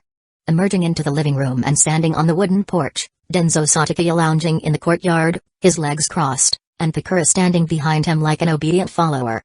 Danzo's already sullen face fell even further. I'm here to monitor you. Takuya flashed a bright, exaggerated smile at Danzo. Surprised? Didn't see this coming, did you? I, Takuya Yagami, am not here to cause trouble, I am here to monitor you. Besides, there's no rule that says surveillance must be done in secret, right? When I, Takuya Yagami, keep watch on someone, I prefer to stand right out in the open, making sure you see me every second, staring straight into your soul. Ridiculous. Hearing this, Danzo's already darkened expression turned pitch black. He gripped his cane tightly, pounding it on the ground several times as he shouted in anger, I am an advisor to the Hokage. What crime have I committed to deserve being monitored? Oh, he's getting upset. He's really getting upset. The angrier Danzo got, the happier Takuya felt. Who said you need to commit a crime to be monitored? I, Takuya Yagami, never committed a crime, but wasn't I always under surveillance? Is it that when others are being watched, it's fine, it's justified, but when it's you, Danzo Shimura, being watched, it's suddenly unacceptable? Takuya shook his finger, an air of regret in his voice as he addressed Danzo, the great Hokage advisor. Oh, wait, you're not the Hokage advisor anymore. You're just an old man forced to retire and live out his days here. As for crimes, haven't you committed enough of those already? I'm too embarrassed to even mention them. Who gave you the authority to monitor me? Danzo was trembling with rage. If he had the power, he would have struck Takuya down with his cane on the spot. Takuya shrugged. Old man, do you think I'd be here just to monitor you, or, let's be real, to discuss you, without any official assignment? Let me be clear, my mission is to keep an eye on you. Personally, I think of it as an assignment to make your life miserable. After all, you've done plenty to make my life miserable in the past. I'm just returning the favor. As for authority, well, Who do you think has the power to assign me to monitor Danzō Shimura? Takuya had a mission scroll from Tsunade, bearing the Hokage's seal, but there was no way he was going to show it to Danzō. Why should he let a watched, disgraced old man see his orders? That would be too generous. You! Danzō's nostrils flared with fury, and he was about to lash out when he realized that this situation wasn't that simple. Takuya might hate him enough to want him dead, but he wouldn't come here to openly provoke him without reason. For Takuya to march openly into his residence, taunting him and calling him an old man, meant that Takuya indeed had orders to monitor him. Though Danzō's authority had been stripped away, he had once been the Hokage's advisor, and no one would dare to monitor him without good reason, unless there had been an order from the Hokage. Sarutobi, was it you? The thought that the third Hokage might have ordered Takuya to watch him left Danzō unsettled. If his suspicion was correct, it meant he had truly been abandoned. Losing his official position left some hope of recovery, but being placed under surveillance meant Danzō had been discarded, deemed a useless piece on the board. The best-case scenario was that he could still live out his days in peace. The worst-case scenario was that even that would be taken away. Chapter 433, Step outside and I'll cut you down. The third Hokage may not settle his old scores, but Tsunade will. And she'll make sure to do it thoroughly. Once Tsunade secures her position and power, certain things will definitely be brought to light. At that point, even the third Hokage won't be able to stop it. Koharu and Hamura might be fine, they could just end up retired at home. Though they liked causing trouble and did their fair share of dirty deeds, it wasn't enough to make them irredeemable. But Danzō is different. The things he has done are enough to make him wish for death without a burial ground. Even the third Hokage wouldn't be able to cover for him. Danzō's heart sank. I want to see the Hokage. Everything I have done has been for the village, for its future. You have no right to place me under surveillance. Leaning on his cane, Danzō prepared to leave. He wanted to ask the third Hokage in person why Takuya was assigned to keep watch over him. Danzō is really panicking now. Takuya couldn't help but want to laugh. At this moment, Danzō seemed, well, a bit pathetic. After all, his biggest backer was the third Hokage. If even the third abandoned him, it meant serious trouble was heading his way. Could anyone blame him for being desperate? I'm sorry, but you can't leave this compound. Takuya's smile vanished, replaced by a serious expression. He snapped his fingers, signaling Pakura to guard the door. No one leaves without his permission. Yagami Takuya, do you intend to stop me? Danzō roared in anger. Why are you shouting? Takuya responded impatiently, as if some dirt had suddenly gotten into his ears. Glaring at Danzō, he slowly placed his hand on the hilt of his Kusanagi blade, drawing it just an inch. I said you're not leaving. Nobody leaves, nobody enters. If you think I'm bluffing, you're welcome to try. But be ready to face the consequences. Right now, killing you would be completely justified. Go ahead, take one step out. We'll see if you can outrun my blade. If Danzō dared to leave, Takuya was more than ready to cut him down. In fact, Takuya was hoping Danzō would try something. It would give him the perfect excuse to act. An attempted breakout by someone under surveillance? Attempting to flee his confinement? With that crime hanging over him, Takuya could kill Danzō without facing repercussions, and the third Hokage wouldn't be able to complain. The mission scroll even bore the Hokage's seal, probably placed there by Tsunade. Killing Danzō right now would be entirely lawful. You! Danzō's pupil shrank as he sensed Takuya's killing intent. He never imagined Takuya was serious. The young man would genuinely strike him down if he dared step out. Not capture, execute. What makes you so brazen in provoking and targeting me? Are they really about to fight? Pakura looked at Takuya, then at Danzō's furious expression. This was the former Hokage's advisor, once known as Hidden Leaf Village's root. Given Takuya's strength, it probably wouldn't be difficult for him to kill Danzō. Pakura wasn't fully aware of Danzō's capabilities, but from Chiyo's descriptions and some intelligence reports, she figured his strength was roughly on par with Chiyo's. He wasn't as strong as the third Kazekage, and even the third Kazekage was effortlessly killed by Takuya. Danzō, a man with a crippled body, didn't stand a chance.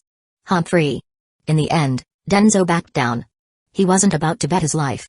He knew how much Takuya despised him and those who targeted him in the past.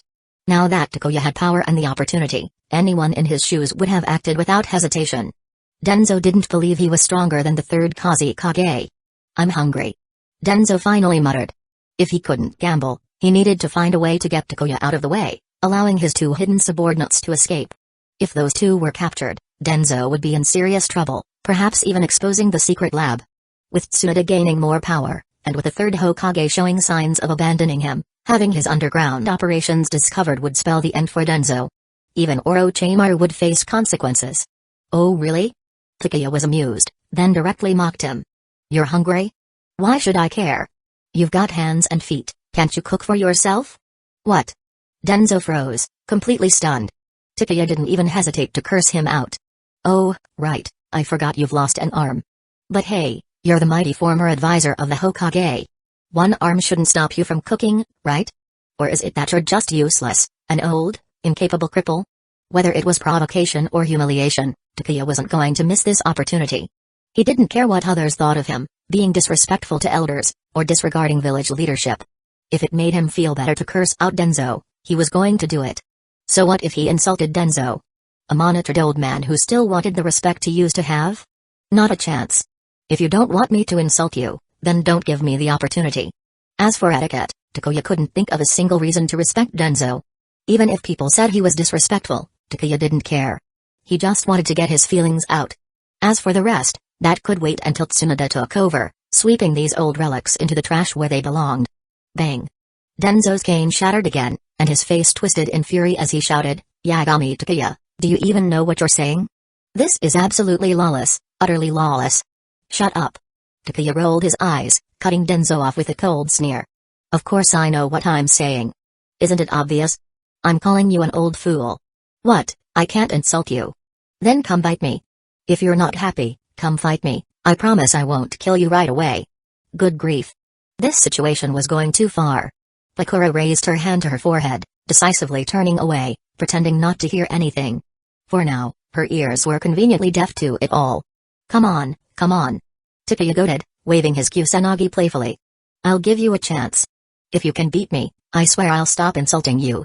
Heck, I'll treat you like an ancestor, if that's what you want. Don't say I don't respect my elders, even the disabled ones. If you can beat me, I'll even fetch your bathwater without complaint. Fight you? Like hell I will.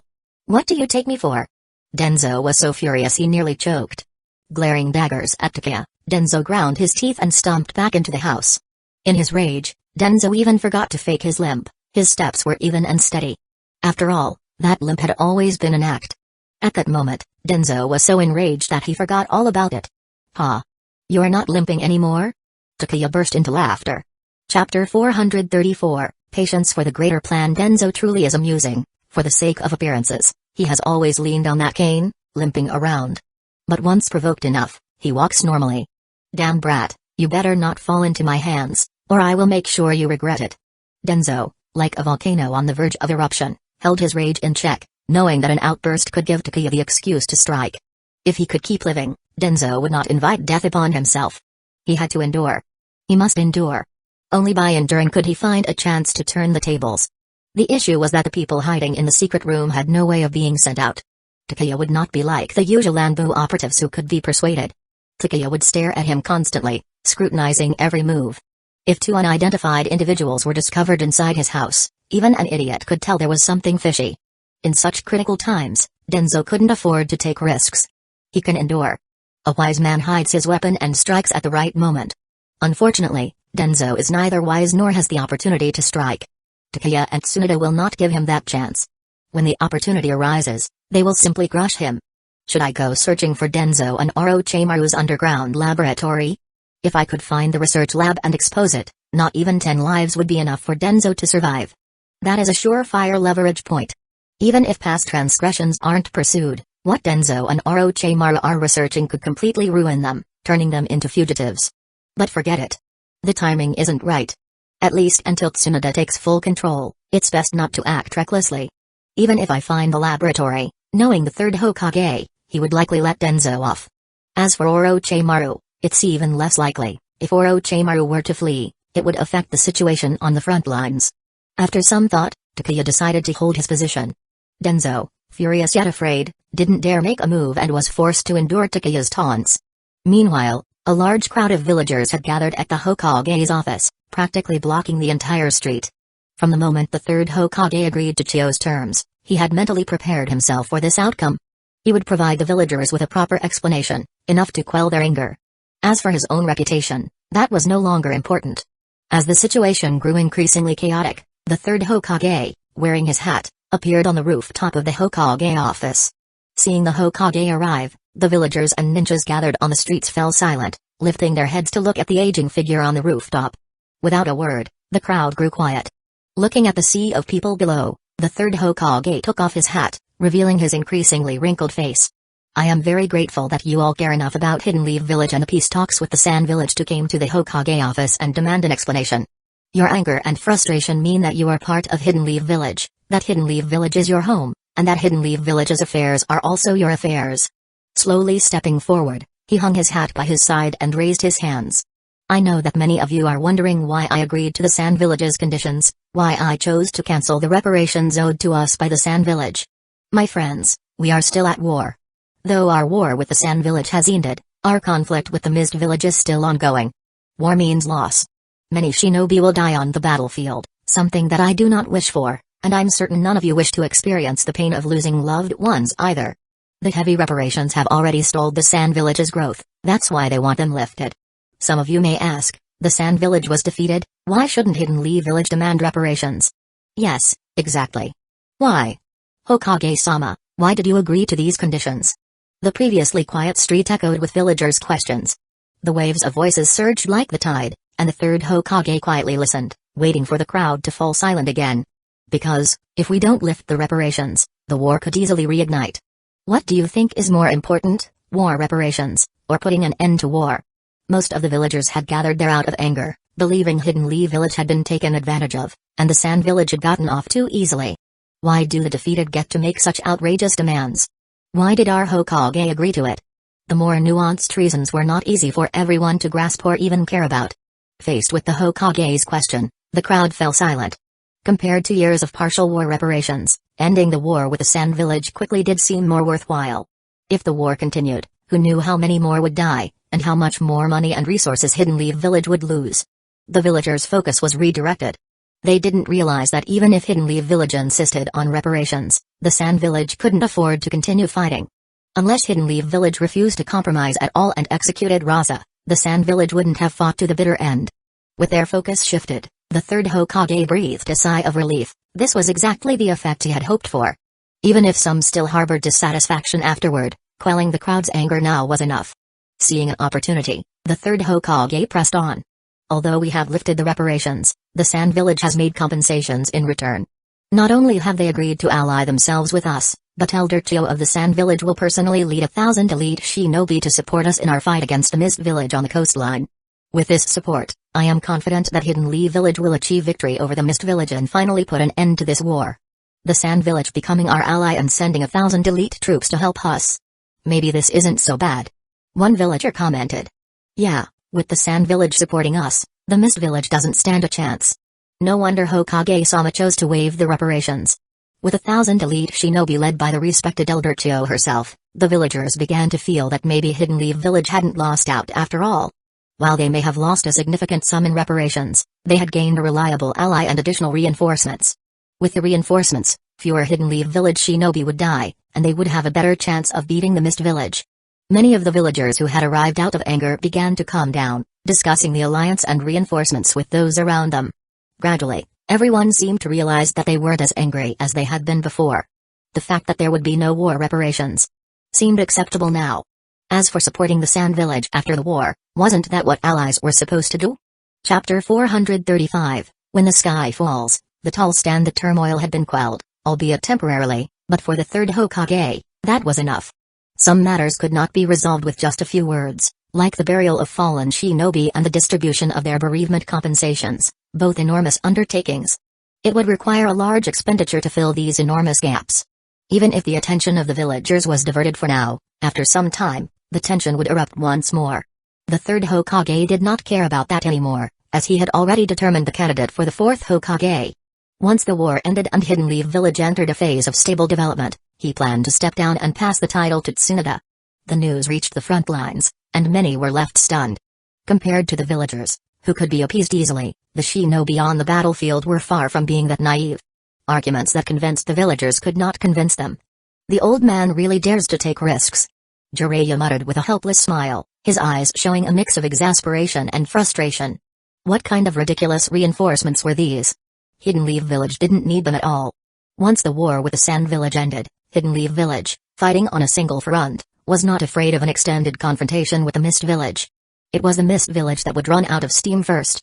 War reparations should be demanded, not replaced with some flimsy alliance or reinforcements that couldn't be relied upon. Even more frustrating was that Hidden Leaf Village would be responsible for all the provisions required by those so-called reinforcements. Damn it. Jiraiya grumbled. Did the old man fall under Cho's Genjutsu or something? How else could he agree to these outrageous conditions?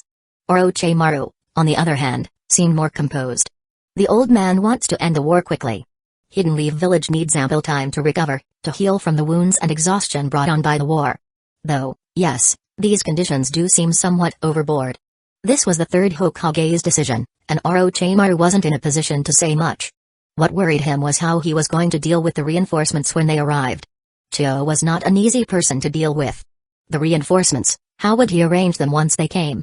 Sending them to battle against the Mist Village would make it look like Hidden Leaf Village was deliberately sending them to their deaths. It would give the impression that Orochimaru intended for the Sand Village ninjas to perish. However, placing them in the camp or in a safer area would be pointless. Even if the Sand Village was willing, Orochimaru was not. What if they used this as an opportunity to gather intelligence? In that case, why even have reinforcements if Hidden Leaf Village couldn't deploy them properly? It was nonsense. How will you handle them? Jiraiya asked, a mischievous smile crossing his face. He couldn't change the third Hokage's decision, so why bother worrying? Come what may, if the sky fell, let the tall ones bear the weight. And with that thought, Jiraiya was ready to sit back and watch the show. These reinforcements would be tricky to accommodate. If they weren't utilized properly, it could lead to friction between the two villages. If they weren't given an important role, it would be a massive loss for Hidden Leaf Village. Damned if you do, damned if you don't. I'll request to return to the village for a break. You can handle the battlefield. Orochimaru shot Jiraiya a sidelong glance. Get lost. Jiraiya immediately protested. Back then, you fought tooth and nail to take over this role and lead this battle. Now, you want to throw the burden on me and run away? No way. I'm warning you. Jiraiya said, pointing at Orochimaru. If you dare leave, I swear I'll vanish and start collecting intel and research materials in all the nations. Idiot. Orochimaru muttered, deciding not to entertain Jiraiya any further. Forget it. It's your business how you handle them. I'm not going to worry about it. Jiraiya said, shrugging. If Orochimaru wasn't willing to explain, Jiraiya wouldn't push him. Besides, if he pushed too hard and Orochimaru really left, the consequences would be severe. Leaving the command post, Jiraiya returned to his tent and sat down cross-legged, resting his chin on one hand. He rubbed his stubbled chin thoughtfully, muttering to himself, the old man made a foolish move. Even if he calms the villagers' anger now, it won't last forever. This isn't a long-term solution. Once the villagers' anger subsided, would it be gone for good? As the war dragged on, as people with their own thoughts and opinions voiced them, those who had been convinced by the third Hokage would start to waver. People who had lost family members, those whose lives had become more difficult because of the war, they wouldn't be so easily placated. They would lay the blame squarely on the third Hokage. In the original storyline, these very factors led to the third Hokage decisively abdicating, even if only on the surface. But Tsunade wasn't Minato. Minato, upon becoming Hokage, would be a figurehead with no real power. Tsunade, however, would not. She would be able to wield all the Hokage's authority herself. Retire and still try to act as a puppet master from behind the scenes? Such a thing wouldn't happen with Tsunade. She would never allow it. Once the third Hokage stepped down, he could participate in village matters as a former Hokage, but he wouldn't be allowed to interfere in everything. Sensei. A flash of golden light appeared, and Minato was suddenly in the tent. Even though Jiraiya was used to Minato's sudden appearances, he couldn't help but roll his eyes and grumble. Minato, can't you just walk in like a normal person? Suddenly popping up like that, how startling. But it's faster this way. Minato replied, blinking innocently. Did he do something wrong? Sensei seemed to be in a bad mood. Sensei, did something happen? See for yourself. Jiraiya said, tossing Minato a scroll containing his notes. Minato quickly unrolled it and began reading. Soon enough, his eyebrows knit together in concern. Sensei, why is it that even though Hidden Leaf Village won, these negotiation terms make it feel like we lost? We shouldn't have agreed to these terms. War reparations are the price paid by the losing side. The Sand Village initiated the war. We can't be blamed for being greedy. The Sand Village wants to surrender, and the crux of the negotiations is Raza. We can hand him over unconditionally, but removing the war reparations. And these reinforcements. The more Minato read, the more puzzled he became. How were they supposed to handle these reinforcements from the Sand Village? The Mist Village had gone mad, fighting Hidden Leaf Village with everything they had. If the Sand Village reinforcements entered the battlefield, the losses would be severe, giving the impression that Hidden Leaf Village was deliberately sending them to die. If reinforcements were supposed to fight on the front lines, you couldn't just put them in a camp or keep them in the rear. What good were these reinforcements if you couldn't even use them? Hidden Leaf Village was not in such dire straits that it couldn't muster 1,000 shinobi. Wow! Minato couldn't help but feel dumbfounded. Hidden Leaf Village would even need to cover all their provisions. These weren't reinforcements, they were a bunch of freeloaders. Minato just couldn't understand the third Hokage's decision. Ha ha ha. Jiraiya scratched his head awkwardly, and as he laughed, his smile turned bitter. So, I don't understand what the old man is thinking either. He probably just wants to end the war urgently. Forget about these unpleasant matters. Have you submitted your leave request? Yes, I submitted it. I'll be able to return to Hidden Leaf Village tomorrow after packing my things. With his growing strength and age, Minato found it relatively easy to return to Hidden Leaf Village, even with Nawaki in tow. Let the tall ones bear the weight if the sky fell. Minato disagreed with the third Hokage's decisions, but he wouldn't spend much time worrying. After all, it wasn't his place to worry about such matters. Chapter 436, Snowy is finally about to wake up. It's good that it's submitted. Jiraiya patted Minato's shoulder, his tone full of envy. I also wish I could return to the village for a break, but sadly, there's no way. Minato and others could rotate out for a break, but for Jiraiya and Orochimaru, there was no such luxury. They could only stay at the camp until the war was over before they could have any time to rest. How long has it been since I've seen any beautiful ladies? Without my company, those unfortunate ladies must be having such a hard time. Jiraiya began to fantasize about his former happy days. His face turned sleazy, and he even began drooling, making it obvious that he was not thinking about anything decent. Minato's handsome face went dark as he quickly excused himself. Lustful sage is being indecent again. Minato thought it was best for him to leave quickly, otherwise, Jiraiya might hold his hand and try to pass on his valuable lessons on becoming a real man. These were lessons that Minato felt he certainly did not need, considering he and Jiraiya were worlds apart in this regard. He's insane. Absolutely insane. Having been stared at by Takuya for an entire day, Danzo felt as if he was about to lose his mind. It wasn't just that Takuya stared at him, he also deliberately provoked and irritated him, making it hard for Danzo to keep his composure. And when words were exchanged, Takuya didn't hold back. He insulted Danzo in every imaginable way. If that wasn't bad enough, Takuya even restricted his movements, ready to use force if Danzo tried to leave. Danzo was especially frustrated that he had to rely on military ration pills to sustain himself since Takuya wouldn't let him leave to get any real food. Takuya's words still rang in Danzo's ears. Why should I care if you're hungry? If you're hungry, just eat. No food? Well, that's not my problem, but you still can't leave the compound. Sir, I brought everything you asked for. Bakura had decided to adapt to local customs and began addressing Takuya the same way others did. Takuya didn't care enough to correct her, it was just a title, after all. Good, leave them here. I'm going to eat and take a nap. You'll keep watch for a bit, and then I'll take over again. Takuya instructed Bakura, who brought over some chairs and a lounge chair for him to rest on. He intended to stay at Danzo's place until the mission ended. Whether Danzo had any objections was not his concern. Your opinions don't matter, the only thing that matters is that I don't care. Understood. For a moment, Bakura couldn't help but feel a bit sorry for Danzo, the so-called root of Hidden Leaf Village. Being watched like this, how deep must the hatred run? Bakura glanced at Takuya discreetly. Even though she hadn't been around him long, from what she had seen, Takuya wouldn't usually go out of his way to hold a grudge unless someone had truly angered him.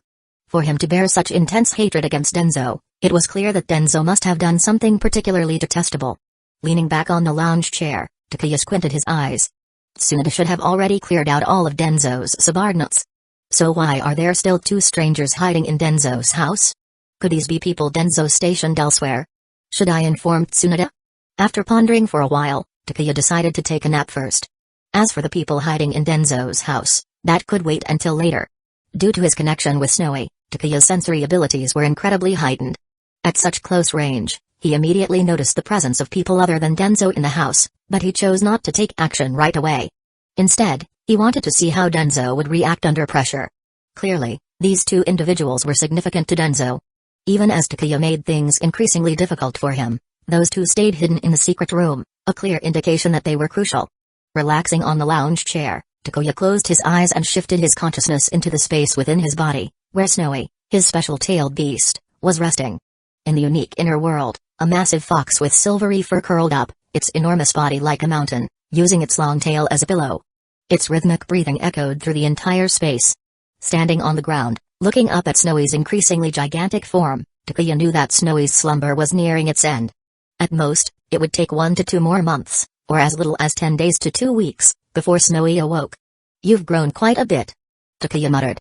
Previously, Snowy had been about the same size as the Nine Tails, but after this deep sleep, Snowy's size had far surpassed that of the Nine Tails. After roughly calculating when Snowy would awaken, Takuya left the tailed beast space and comfortably drifted off to sleep. While Takuya rested peacefully, Danzo was feeling anything but comfortable. Sitting in the living room, pretending as though Takuya wasn't out in the courtyard, Danzo tried to make tea. The corner of his sinister eyes twitched when he caught sight of Takuya lounging in his chair, and his teacup shattered in his grip. The fact that Danzo was being monitored was only known by a small group of people within the Anbu, along with a few key figures. The third Hokage and the village's elder council were kept entirely in the dark because Tsunade had decided not to inform them. As for when they might eventually find out, that remained uncertain. Given the current circumstances, it would likely take quite some time for the third Hokage or the elders to notice. They wouldn't go out of their way to chat with Danzo, especially during such a crucial time for the village. The return of the third Hokage meant Tsunade could pass off a lot of responsibilities to him. With endless paperwork piling up, the third Hokage had neither the time nor the inclination to check in on Danzo. As for the council elders, they were occupied with arranging supplies and overseeing the medical unit, tasks that kept Koharu Utatane and Hamura Midikado more than busy. They had been burned by Danzo more than once. Now, they had a psychological block against him. Not only would they not actively seek him out, but even if Danzo summoned them, they were unwilling to go. They feared being caught in Danzo's schemes again, as well as the prospect of Tsunade watching their every move. They were well aware that Tsunade had her eyes on Danzo, and to avoid suspicion or trouble, it was best to steer clear. Thus, Danzo being under Takuya's watchful eye went unnoticed. No one would find out unless one of the informed Anbu secretly reported it. Anyone with eyes could see that Tsunade was gradually taking control, while the third Hokage was relinquishing it. Although it hadn't been officially announced, Tsunade was already the only candidate for the position of fourth Hokage. Chapter 437, Minato meets a familiar face during his date. Unless some scandal that people can't accept comes to light before she officially takes the position, no one can shake Tsunade's candidacy for the role of Hokage. With Tsunade herself clearing out the Anbu, removing unrelated personnel, the remaining individuals naturally swore loyalty to her. After all, it's only a matter of time before Tsunade becomes Hokage. Moreover, due to Tsunade's specific instructions, Anbu members won't cause themselves any unnecessary trouble. Less work is better than more work, and since Danzo was already under secret surveillance, having someone else take over wasn't necessarily a bad thing for them. Anbu was still short on personnel, so if they could reduce one troublesome mission, they had fewer things to worry about. Unless an Anbu member was out of their mind, they wouldn't voluntarily report it. Only if the third Hokage noticed something and asked directly would they come clean, in which case his dissatisfaction wouldn't fall on them but on Tsunade. When Takuya woke up, the sky had already darkened. Danzo stayed obediently at home, careful not to cross any of Takuya's boundaries. Unapologetically occupying Danzo's bathroom to take care of his personal needs, Takuya told Pakura, "You can head back and rest for a while. I'll take over here. Also, go find Kushina and ask her to buy some extra meat from the BBQ place, including spices for seasoning. I feel like having a BBQ. After a whole day without food, someone in the area would undoubtedly crave the aroma of barbecue. Military ration pills? That stuff might as well be poison. Eating too many of those isn't good for your health." Pakura nodded silently, casting a sympathetic glance at the wooden house before turning and leaving. Takuya's sensory range covered both his own home and the BBQ restaurant, so as long as Pakura didn't do anything foolish or try to escape, Takuya wouldn't overly restrict her movements. Of course, if Pakura did decide to make a run for it, Takuya wouldn't mind a long game of hide-and-seek. The consequences for getting caught, though, would be serious. Why can't Takuya just come to the BBQ restaurant himself?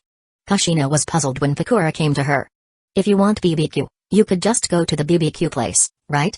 Why buy all that meat and seasoning? It's such a hassle. The BBQ from the Akimaki clan was famous, high-quality meat, special secret seasoning, the best you could get. Normally, if you wanted their BBQ, you had to eat at the restaurant itself. Takeout. They usually wouldn't allow it. This is exactly what Lord Takuya said. Pakura explained, showing that she had no choice but to follow Takuya's instructions. Alright, there's no point in explaining it to you, Kushina muttered. And Takuya, honestly, doesn't even have time to come to the restaurant himself? She sighed and, after a couple of complaints, grabbed Bakura and headed straight to the Akimaki BBQ restaurant. Most people couldn't request takeout, but Kushina wasn't just anyone. The Akimaki were more than happy to grant her request. We're on a special mission that requires us to watch over something constantly, so he can't leave, Bakura explained as they walked. Kushina nodded in understanding. So it's a mission, and a special one at that, which requires them to be vigilant at all times. Well, that makes sense now. As for what exactly the mission was or how special it might be, Kushina didn't ask. She wasn't one to pry. When they arrived at the BBQ restaurant, Kushina requested to see the owner and explained what she wanted. After a brief moment of hesitation, the owner smiled and agreed. After packing everything into sealing scrolls, Bakura was still stunned. She once again witnessed how much of a little rich lady Kushina was. Buying a bunch of meat and spices wasn't particularly expensive, but they ended up using several sealing scrolls. If you know the cost of sealing scrolls, then you understand. Even if you have the money, it's not easy to get them. But for Kushina, it was simple. She was just making sure Takuya ate well. The cost of a few sealing scrolls? That was nothing. Money is meant to be spent, after all. This spending habit was something Bakura found hard to understand. Growing up in the Sand Village, she was used to hardship and frugality. Compared to Hidden Leaf Village, the Sand Village's finances were so tight they could barely make a dollar stretch. Even if you had money in the Sand Village, there weren't many places to spend it. Have a seat and eat with us.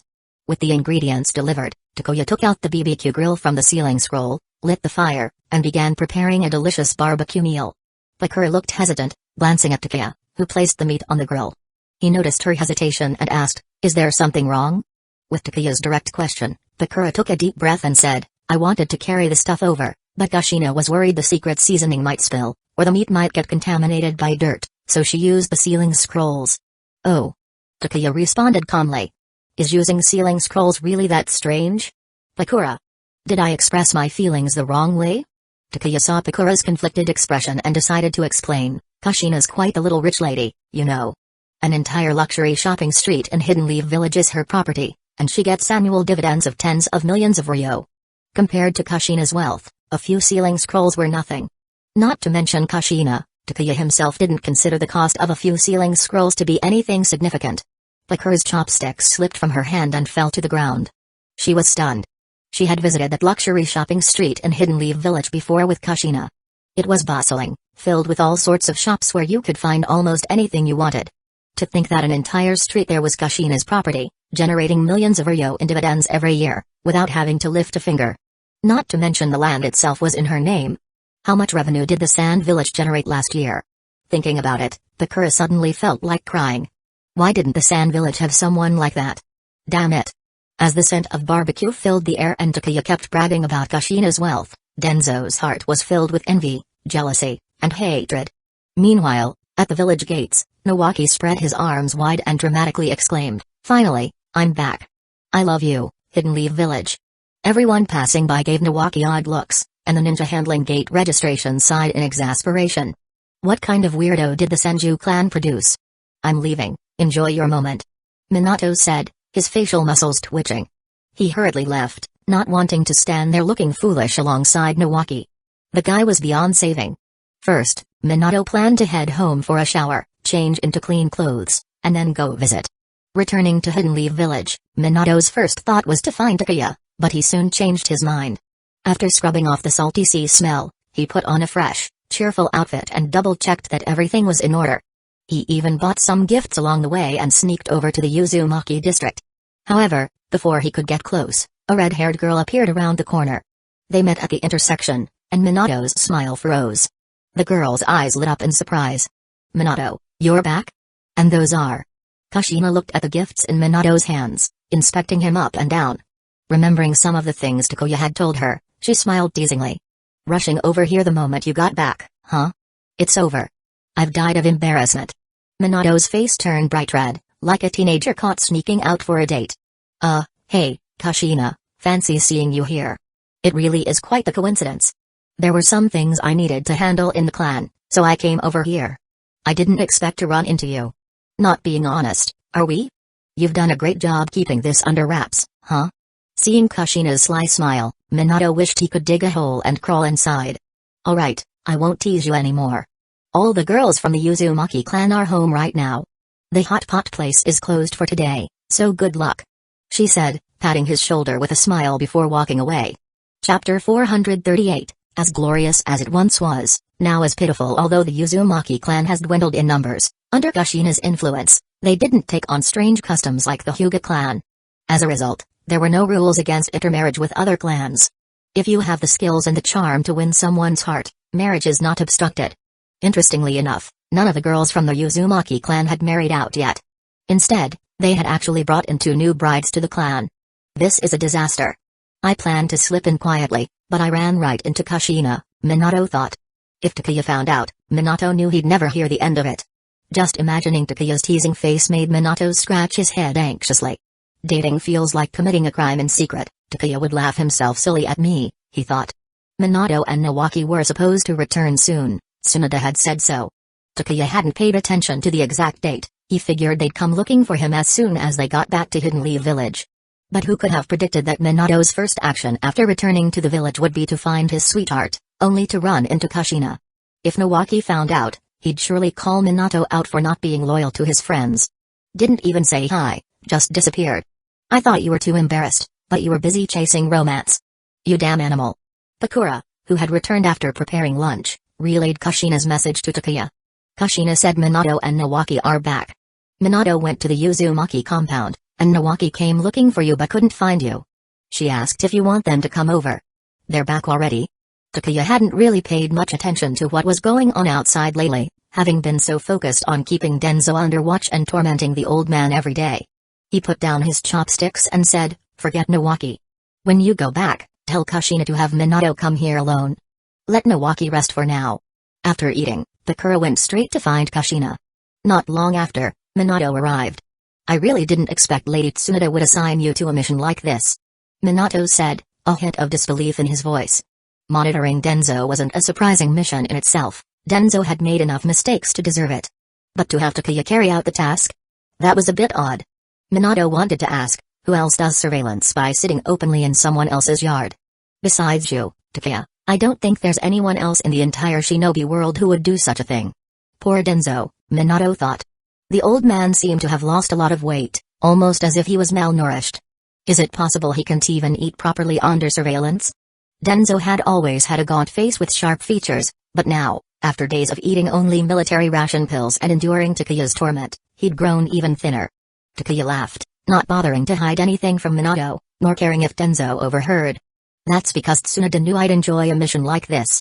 These past few days have been the most satisfying days of my life, there's just no way to put it into words. Takuya had once thought that killing Danzo would be the simplest solution, ending everything in one swift blow. But now he realized he had been too naive. The most enjoyable way was to openly watch over Danzo, causing him minor annoyances each day. Watching Danzo sustain himself on military ration pills, unable to flip the table in anger, losing weight each day, that was the most satisfying feeling. The more glorious you were once, the more pathetic you are now. Takuya was eager to see just how long Danzo could endure it. As long as Danzo didn't break, Takuya had no intention of letting him have any comfort. You want to hold on? Then just keep drinking tea and eating military rations. Let me see how many days you can last. Let me see how long the people hiding in your secret room can remain hidden. Let me see how long your military rations can last. When you can't take it anymore and break, I'll grab those hidden men of yours and take them straight to Tsunade. You're a devil, Minato thought, though he couldn't deny that Danzo deserved this. To deal with someone so shameless, gentle methods wouldn't work. Is there anything you need me to handle? Minato asked, knowing Takuya wouldn't have summoned him for nothing. Actually, yes. Takuya gestured for Minato to come closer, lowering his voice. After the academy lets out, I want you to pick up Kakashi from the school. Train him a bit for me, focusing specifically on attack and counter-attack speed. The kid's got a lot of issues that need sorting out. Also, I need you to do a sweep of the forest around the village, looking for anything unusual, specifically, any small white snakes. If you find anything, don't investigate further. Just wait until I'm done with this mission, and I'll go personally. Everyone knew that Takuya had taken Kakashi under his wing. Minato was a little surprised that Takuya wanted him to train Kakashi for a while, as well as search for some rather secretive stuff. Alright. Minato agreed without hesitation. The primary task was finding those things. With training Kakashi being a side job. Small white snakes, it was easy to guess these were related to Orochimaru. Though this might affect the front lines, given Orochimaru's current position, Minato wouldn't cut corners on Takuya's request.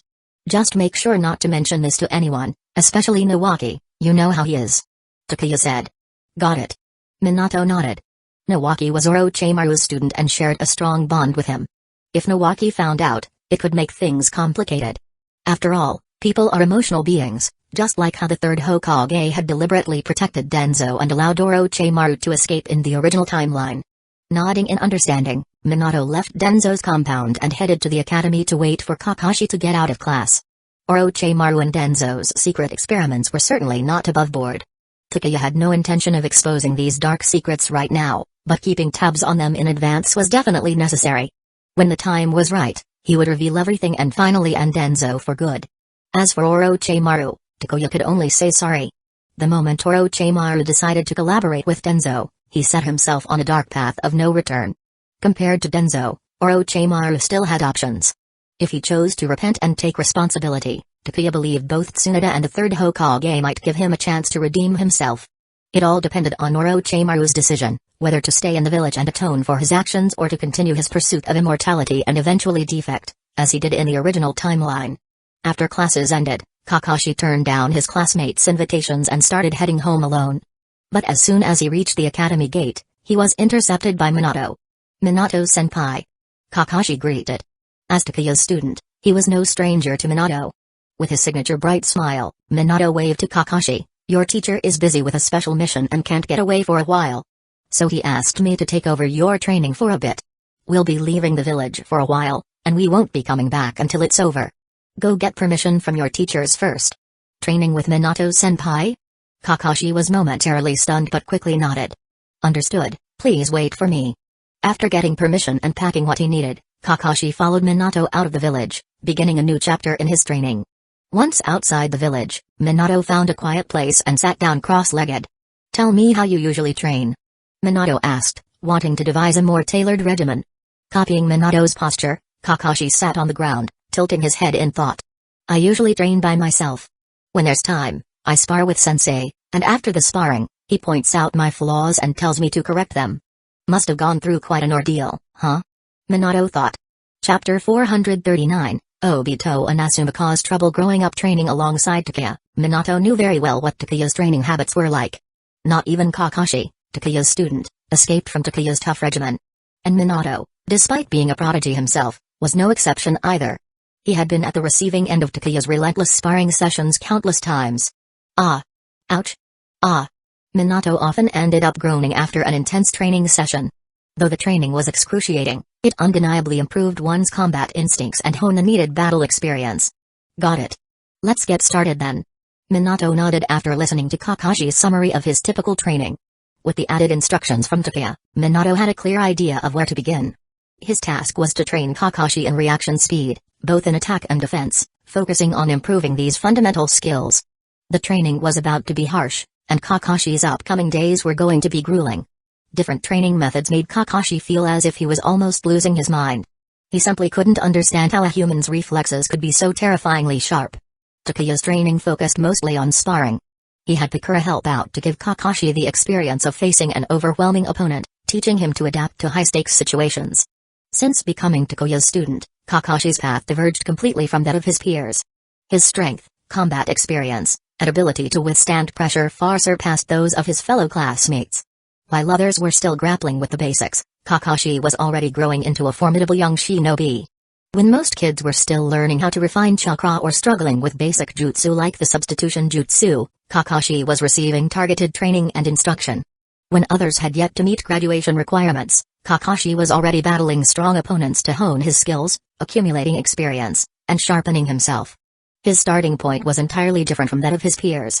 "Class, Kakashi has taken a leave of absence," the teacher announced. "Recently, he'll be training under Minato Namikaze, the village's yellow flash, and that's why he won't be attending classes." Kakashi's absence didn't go unnoticed, and the students were curious about why he hadn't shown up. Upon hearing the teacher's explanation, many students groaned in frustration. "Teacher, that's so unfair!" shouted Obito Uchiha in frustration. Why does Kakashi get to train with the teacher and we don't? We're all still in school too. Obito envied Kakashi deeply. First, Kakashi had Takeya as his teacher, and now he was learning under Minato no Mikaze? How could that be fair? It wasn't just Obito, many classmates were jealous of Kakashi's extraordinary opportunities. Kakashi's father was a well-known figure in the village, and his teacher was Takeya, the strongest genius of their generation. The chance to train with a famous shinobi like Minato was something the rest of them could only dream of. Even Asuma Saratobi, the Hokage's son, didn't get that kind of privilege. Yeah, teacher.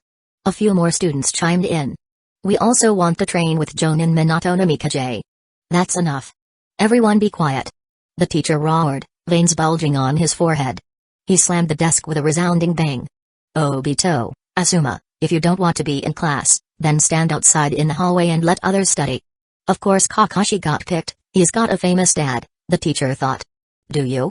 Even if you do, it doesn't mean Takeya would accept you. Kakashi was getting this special training from Minato because Takeya asked him to help. Do you have a teacher like that? The teacher's scolding silenced the rowdy students, but as he looked at their sulky faces, the teacher couldn't help but feel helpless himself. Kakashi's absence had disrupted the class atmosphere, and now it was his job to manage it. Sigh, the teacher thought, I'll report this to the Hokage's office later. If this continues, it's going to be a problem for the other students. The teacher is so biased.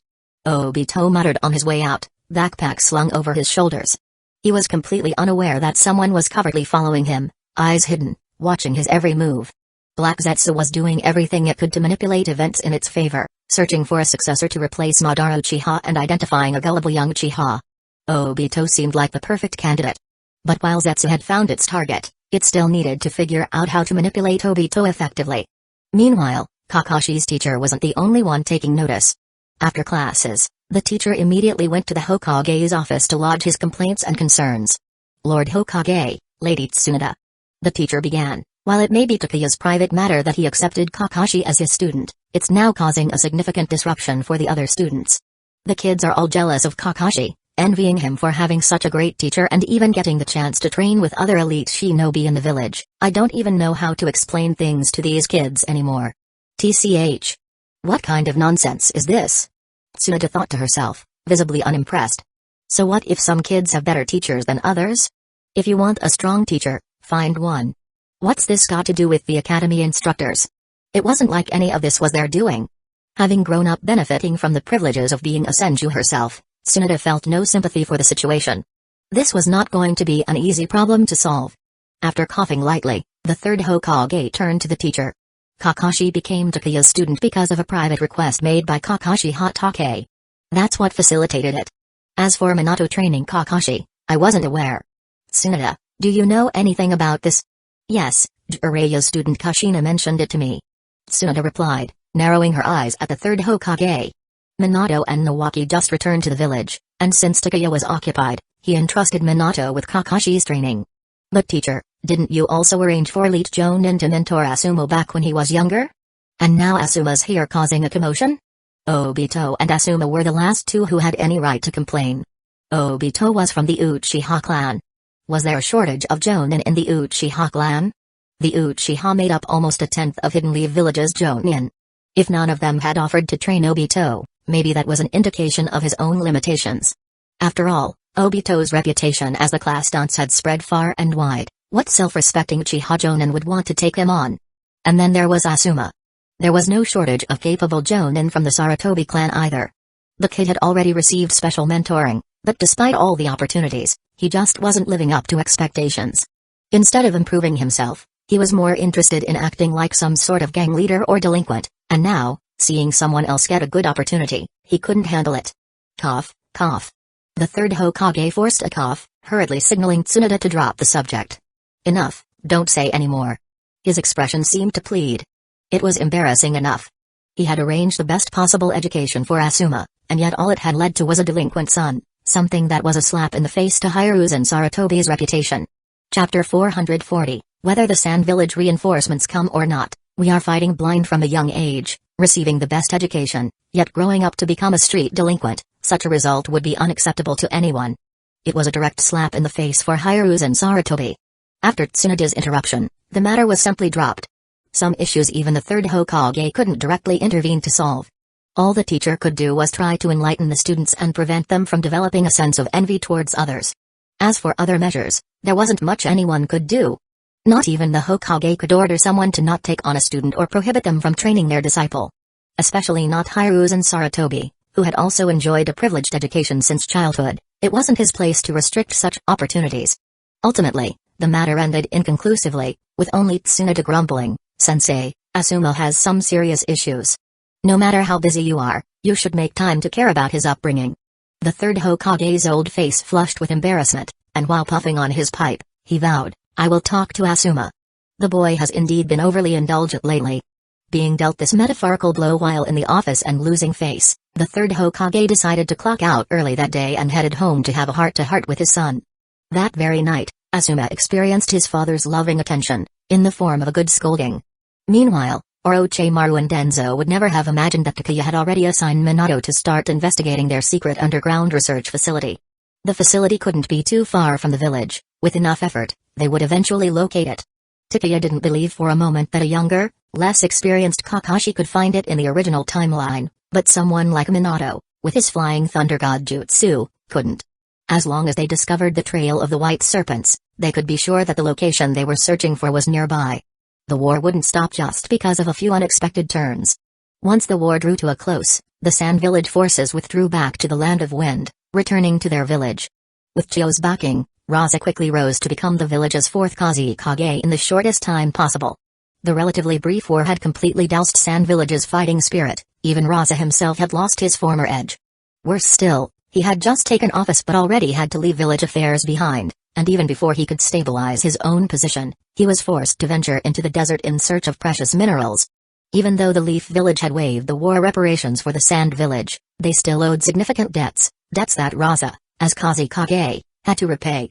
With the village's financial troubles, Raza found himself following in the footsteps of the third Kazekage, becoming a professional miner. Thankfully, Raza had learned well from the third Kazekage's endeavors, and becoming a skilled miner was only a matter of time. While Raza busied himself with mining, Chiyo led a 1,000-strong unit to the Land of Fire to aid the Leaf Village against the Mist Village. The third Hokage had his own considerations, but these actions left Orochimaru caught in an awkward situation. The reinforcements did not enter the Leaf Village but were instead escorted across the Land of Fire directly to the front lines by a squad of Enbu sent by the third Hokage. The reinforcements had arrived, and now Orochimaru faced the headache of where to position these troops. The most troubling aspect was that Chiyo herself was leading the reinforcements, and she wasn't someone that Orochimaru could easily manipulate. "This war with the Mist Village looks like it's going to be hard to win," Chiyo muttered as soon as she arrived at the coastal camp. After gaining a general understanding of the current situation, she was able to analyze the state of the war. The battle was chaotic, with the Mist Village acting like rabid dogs, mindlessly wearing down the Leaf forces. There was no strategy involved, no coherent battle plan, just endless waves of attacks. Has the third Mizukage lost his mind? Chiyo wondered. Who fights a war like this? Her doubts didn't last long as Orochimaru sent someone to invite her to the command post for a strategic meeting.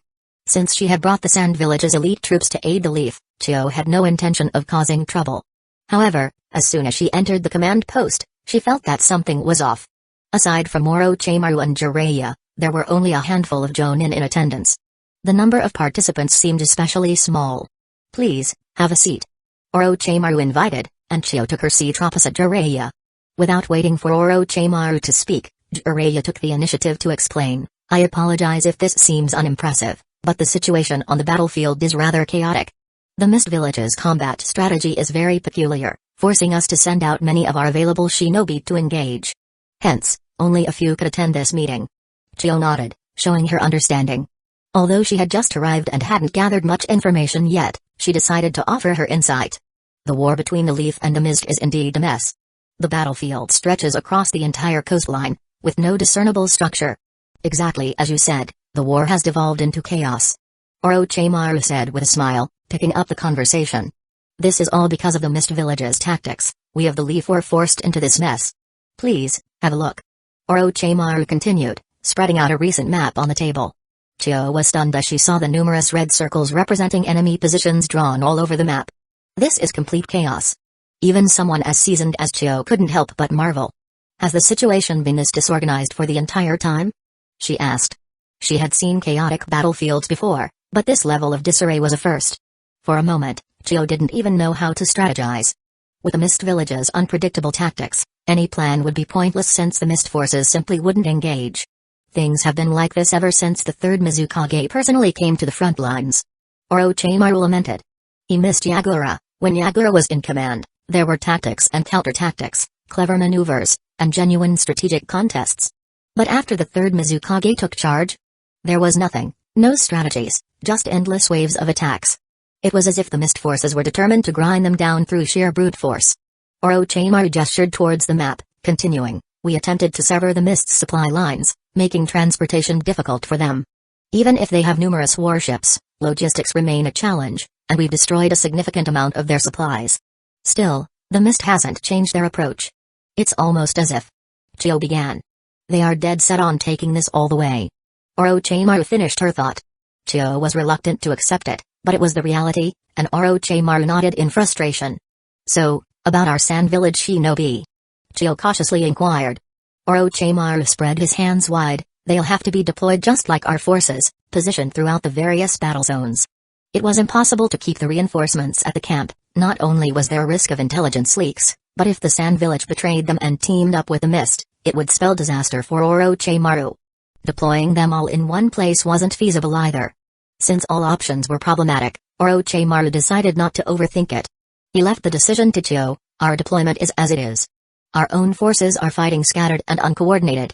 Your reinforcements from the Sand Village will face the same. See if you can work with that." Chapter 441, Breakthrough from another direction. Hidden Mist Village was fighting wildly, throwing themselves recklessly into battle as though bent on mutual destruction with Hidden Leaf Village. Hidden Leaf Village had no choice but to respond in kind, matching their relentlessness. And now Hidden Sand Village had arrived. But what difference could they make? Could a mere 1,000 ninjas really change the outcome of this war? It was impossible, no matter how one looked at it. The initiative was entirely in Hidden Mist Village's hands. Neither Hidden Leaf Village nor Hidden Sand Village had many warships at their disposal, leaving them helpless in securing dominance over the battlefield. In this regard, only Hidden Clouds Village could compete with Hidden Mist Village. Unlike the other villages, Hidden Clouds Village had invested heavily in naval development over the years. As a result, they frequently clashed with Hidden Mist Village. Without significant support from Hidden Clouds Village, neither Hidden Leaf Village nor Hidden Sand Village stood a chance of regaining control. What nonsense is this? Like I have a choice. Orochimaru's sharp tone broke the tension. This situation wasn't something Hidden Leaf Village orchestrated intentionally. The war had simply unfolded this way. As reinforcements, it wasn't realistic for Hidden Sand Village to sit idly at the rear enjoying safety. Since you're reinforcements, you'll be treated like everyone else. I, Orochimaru, have done nothing wrong. If you have complaints, take them up with the third Mizukage. It's all his fault this happened. There was even a rare moment where Orochimaru found himself missing Yagura. The frustration had been building within him for days, and he nearly wanted to sing out, "Come back, I can't handle this on my own, come back." Chiyo racked her brain for any solutions, but none seemed promising. In the end, she had no choice but to accept the arrangement. The initiative simply wasn't in their hands. For years, Hidden Mist Village had relied on the sea for its development, while Hidden Leaf Village and Hidden Sand Village had been the opposite. When war broke out, this difference in strategy meant that Hidden Mist Village held the upper hand. Coupled with the unpredictable, unorthodox behavior of the third Mizukage, the battlefield had devolved into utter chaos. Chiyo frowned deeply, her graying eyebrows furrowing together as she said, "Something is very wrong with Hidden Mist Village. More precisely, there's something wrong with the third Mizukage. Hidden Mist Village is fighting like they're desperate to destroy Hidden Leaf Village at all costs. No rational person would behave this way. The problem must lie with the third Mizukage. Has Hidden Leaf Village gathered any intelligence on this?" Orochimaru nodded slightly. "Yes.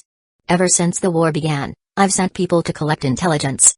But Hidden Mist Village is isolated in the middle of the ocean, and their strict policies make it difficult to obtain anything valuable." He paused, his expression darkening slightly. However, the third Mizukage had been bedridden for years. Right before the war began, his condition suddenly improved, and his personality became noticeably more extreme. This wasn't normal. An old man, so frail and aged that he could barely move for years, suddenly recovering and acting like this, it was too suspicious. The erratic and disorganized nature of the war only added fuel to Chiyo's doubts. Was the third Mizukage being controlled? Hidden Leaf Village must have been wondering the same thing. "Something is wrong with the third Mizukage," Chiyo said firmly. Has Hidden Leaf Village gathered any detailed intelligence on this? Orochimaru and Jiraiya exchanged glances, their expressions turning somewhat awkward. Chio blinked in confusion. After a moment of hesitation, Orochimaru pulled out a scroll and handed it to her. You'll understand better if you read this. Chio opened the scroll. It contained a first-hand account from Kakashi Hatake. The content wasn't lengthy, but it was bizarre. Sakamo described his encounter with the third Mizukage, how, the moment they crossed paths, Sakamo had instinctively drawn his blade to attack. But instead of fighting back, the third Mizukage fled. Worse still, Sakamo noted that the Mizukage's skin appeared unnaturally pale, a stark contrast to his advanced age. This alone was alarming. The third Mizukage's age could be traced back to the era of the first Hokage. For someone so old, merely surviving to this point was miraculous. But not only had he avoided death, he had somehow grown healthier, and even his skin appeared rejuvenated. That alone was suspicious enough. It was no wonder that Hidden Mist Village was fighting so desperately. And it was no surprise that neither Hidden Leaf Village nor Hidden Mist Village wanted to share this information. But the encounter itself. Chio's face twitched slightly as she continued reading. Meeting in a bathroom? Could there possibly be a more awkward situation? The moment their eyes met, both parties froze.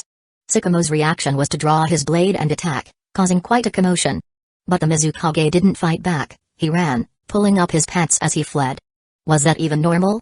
The third Mizukage was known for his formidable ice-style techniques. If an intruder managed to infiltrate his office, his first instinct should have been to retaliate, not flee. In her mind, Chio couldn't help but imagine the scene, a pale, bare backside flashing as the Mizukage dashed away. She quickly shook off the thought.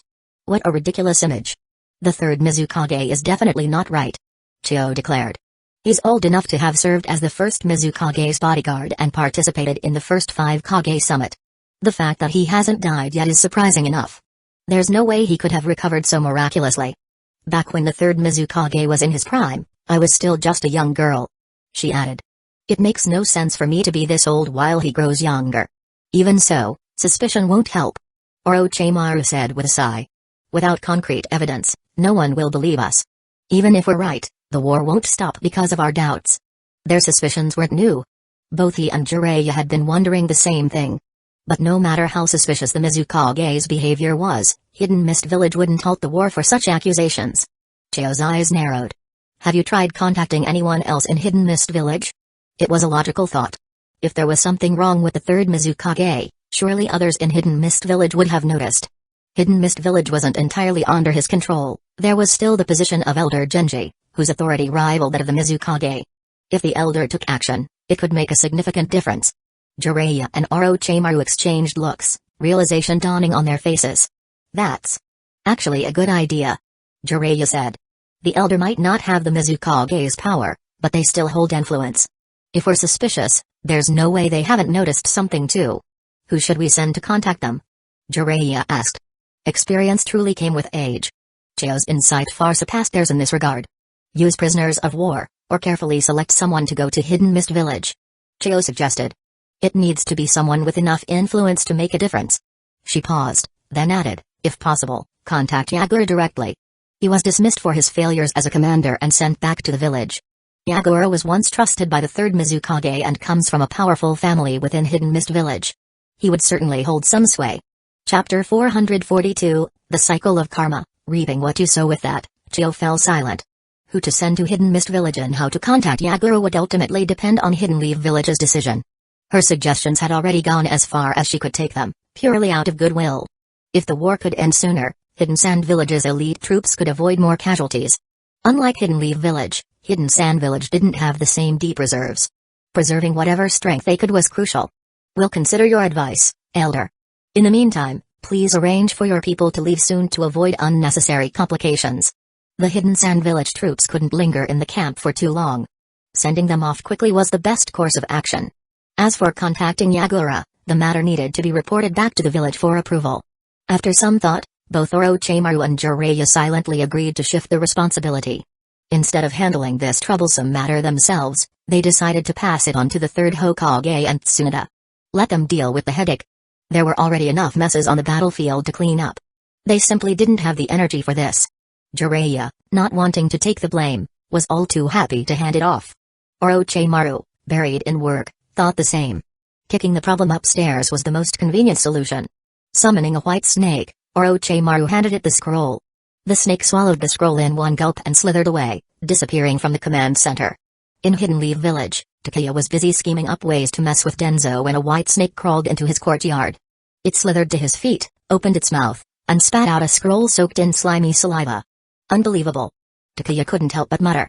Is Orochimaru using me as a delivery service now? This is some next-level freeloading. Staring at the damp, sticky scroll, Takuya grimaced and complained loudly, can't Orochimaru use a hawk or something? This slimy mess is disgusting. Danzō, looking worse than ever, perked up immediately at the mention of a scroll from Orochimaru. But Takuya ignored him completely.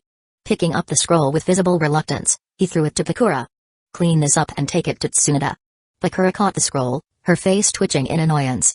She wanted to protest, I don't want to touch this slimy thing either, but she didn't have a choice. Grumbling inwardly, she cleaned the scroll, then headed off to the Hokage's office. Although the third Hokage had returned, he had chosen to station Tsunade in the Hokage office as part of her training, ensuring she had full exposure to the role. It was widely known in the Hokage office that Pakura was one of Takuya's people. Although she was still technically under surveillance, no one dared to cause trouble for her. Arriving at the Hokage office, Pakura knocked on the door and waited for a response. Come in. The third Hokage's voice echoed from inside. Pakura entered, making her way toward Tsunade, who was sprawled over the desk, deep in paperwork. The third Hokage froze for a moment, recognizing Pakura as someone from Hidden Sand Village. Tsunade-sama, this is from Lord Takuya. Pakura said as she handed over the scroll. Thank you. You can go now. Tsunade accepted the scroll with a nod. Pakura bowed politely to both Tsunade and the third Hokage before leaving. It's a sealed scroll from the battlefield. Looks like Orochimaru's using Takuya as a relay station. Tsunade remarked dryly. Why send the scroll through Takuya instead of the intelligence department? Orochimaru certainly knew how to take shortcuts. Unsealing the scroll using a unique cipher, Tsunade opened it and began reading. The third Hokage, puffing on his pipe, didn't pay it much mind. Can you cut back on the smoking, old man? Cough. Cough. Tsunade's sudden scolding startled him, making him choke on the smoke. What's wrong with me smoking? I'm an old man, this is one of my few remaining pleasures. He considered protesting but stopped himself under Tsunade's sharp glare. Arguing with her would only lead to disaster. If she lost her temper, the furniture in the office would pay the price, and the village's finances were already tight. Replacing expensive office supplies wasn't something he was eager to do. What does Orochimaru say? The third Hokage asked, quickly changing the subject to distract her. See for yourself. Tsunade tossed the scroll to him before walking over to the window to get some fresh air.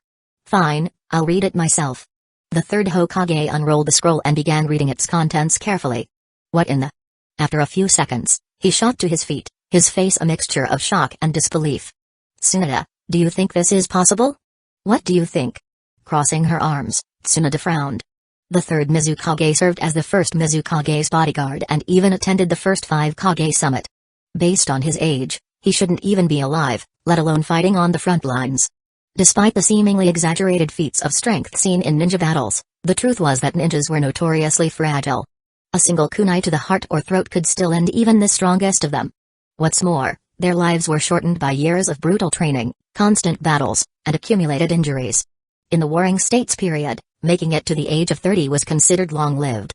Even in the 5 Great Nations era, where survival conditions had improved, truly long-lived ninjas remained a rarity.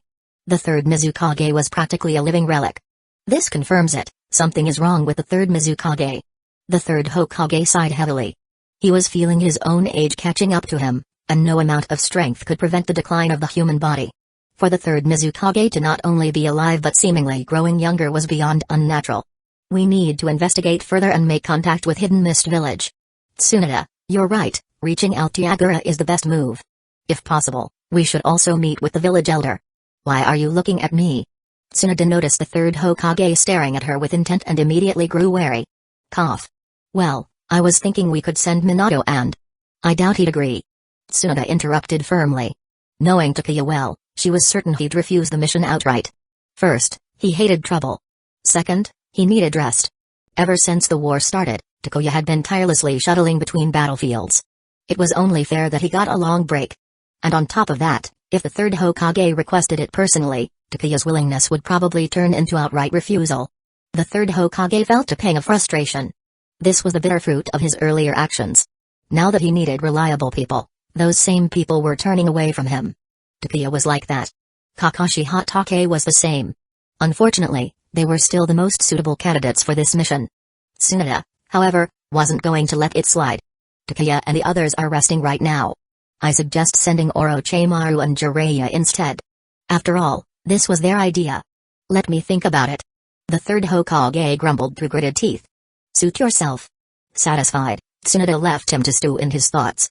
She had her own business to handle, checking in on Takuya and ensuring Danzo was behaving himself. Chapter 443, The strong are powerful, but strength alone doesn't grant immortality. To avoid Danzo stirring up trouble, Tsunade didn't go herself but instead sent Pakura to inform Takuya. Behaving? Seriously? Takuya burst into laughter. Tsunade, confused by his reaction, watched as Takuya laughed so hard that he nearly doubled over. You should hurry up and send him some food. Takuya finally said, still grinning. The old man is probably starving by now. He's been eating nothing but ration pills for days. He is close to breaking. Oh, and sent plenty of food. He has company, after all. You can't be serious. Tsunade's eyes widened in disbelief, her lips slightly parted. Are you a devil? How long had she given Takuya this assignment? This guy has been keeping an eye on Danzo and hasn't even given him proper meals? Tsunade could already imagine Danzo looking gaunt and thin from days of eating nothing but ration pills. Ration pills were effective for restoring chakra and staving off hunger, but they came with serious side effects. Constant consumption caused significant damage to the body. No one would willingly eat them for days on end, unless absolutely necessary. Not even the special, high-grade ration pills produced by the Akimaki clan were available in abundance. Those were a luxury few could afford. You're not actually worried about starving him to death, are you? Tsunade snapped, rubbing her temples in frustration.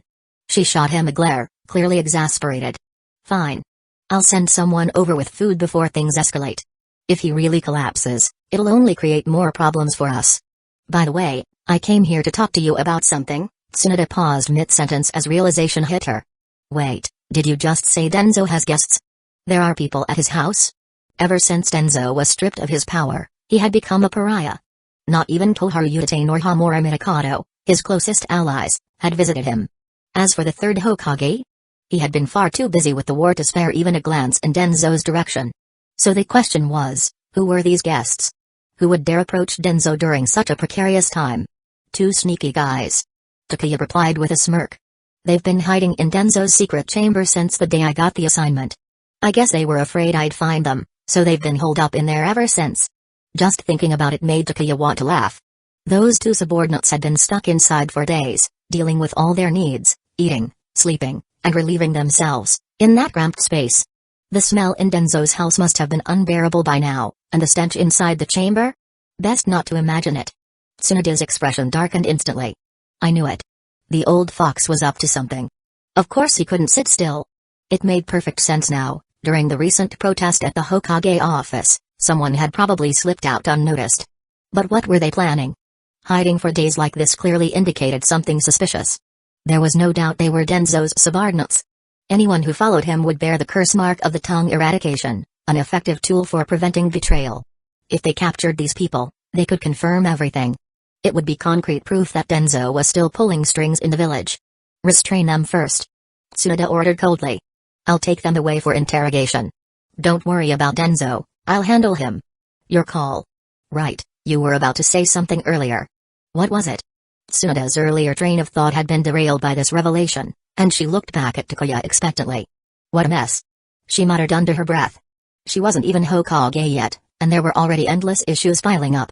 How chaotic would things get if she officially took the position? Seriously, what's wrong with people who fight to become Hokage? Tsunade let out an exhausted sigh. She couldn't understand those who viewed the position as a prize. For her, this wasn't ambition but duty. She was stepping up because she refused to watch the village descend into chaos under the wrong leadership. Regaining her composure, Tsunade continued, Orochimaru and Jiraiya shared some intelligence with Chio. They suspect that the third Mizukage is either being controlled or someone is impersonating him. They want the village to send someone to investigate. Ideally, we should meet with Yagura and, if possible, speak with the village elder. Now you realize this? Takuya rolled his eyes dramatically. Even someone as powerful as the Sage of Six Paths couldn't escape mortality. The third Mizukage was already ancient, bedridden for years, and now he was suddenly hale and healthy? That alone was suspicious. Add to that Kakashi Hatake's report. How could someone on the brink of death suddenly have skin as smooth and youthful as a young man's? And now, after months of pointless war, they were just beginning to suspect something? What's with that look? Do you know something? Tsunade shot him a sharp glance. Of course not. Takuya replied with a casual shrug. Let me ask you this, do you think your great-uncle could have lived this long, let alone jumped back into the battlefield to lead an army? What kind of comparison is that? Tsunade's fists clenched as she glared at him. Relax, it's just an example. Takuya said quickly, gesturing for her to calm down. Don't take it so seriously. Violence won't help either of us. Stupid example. Tsunade muttered under her breath. Of course that wouldn't happen.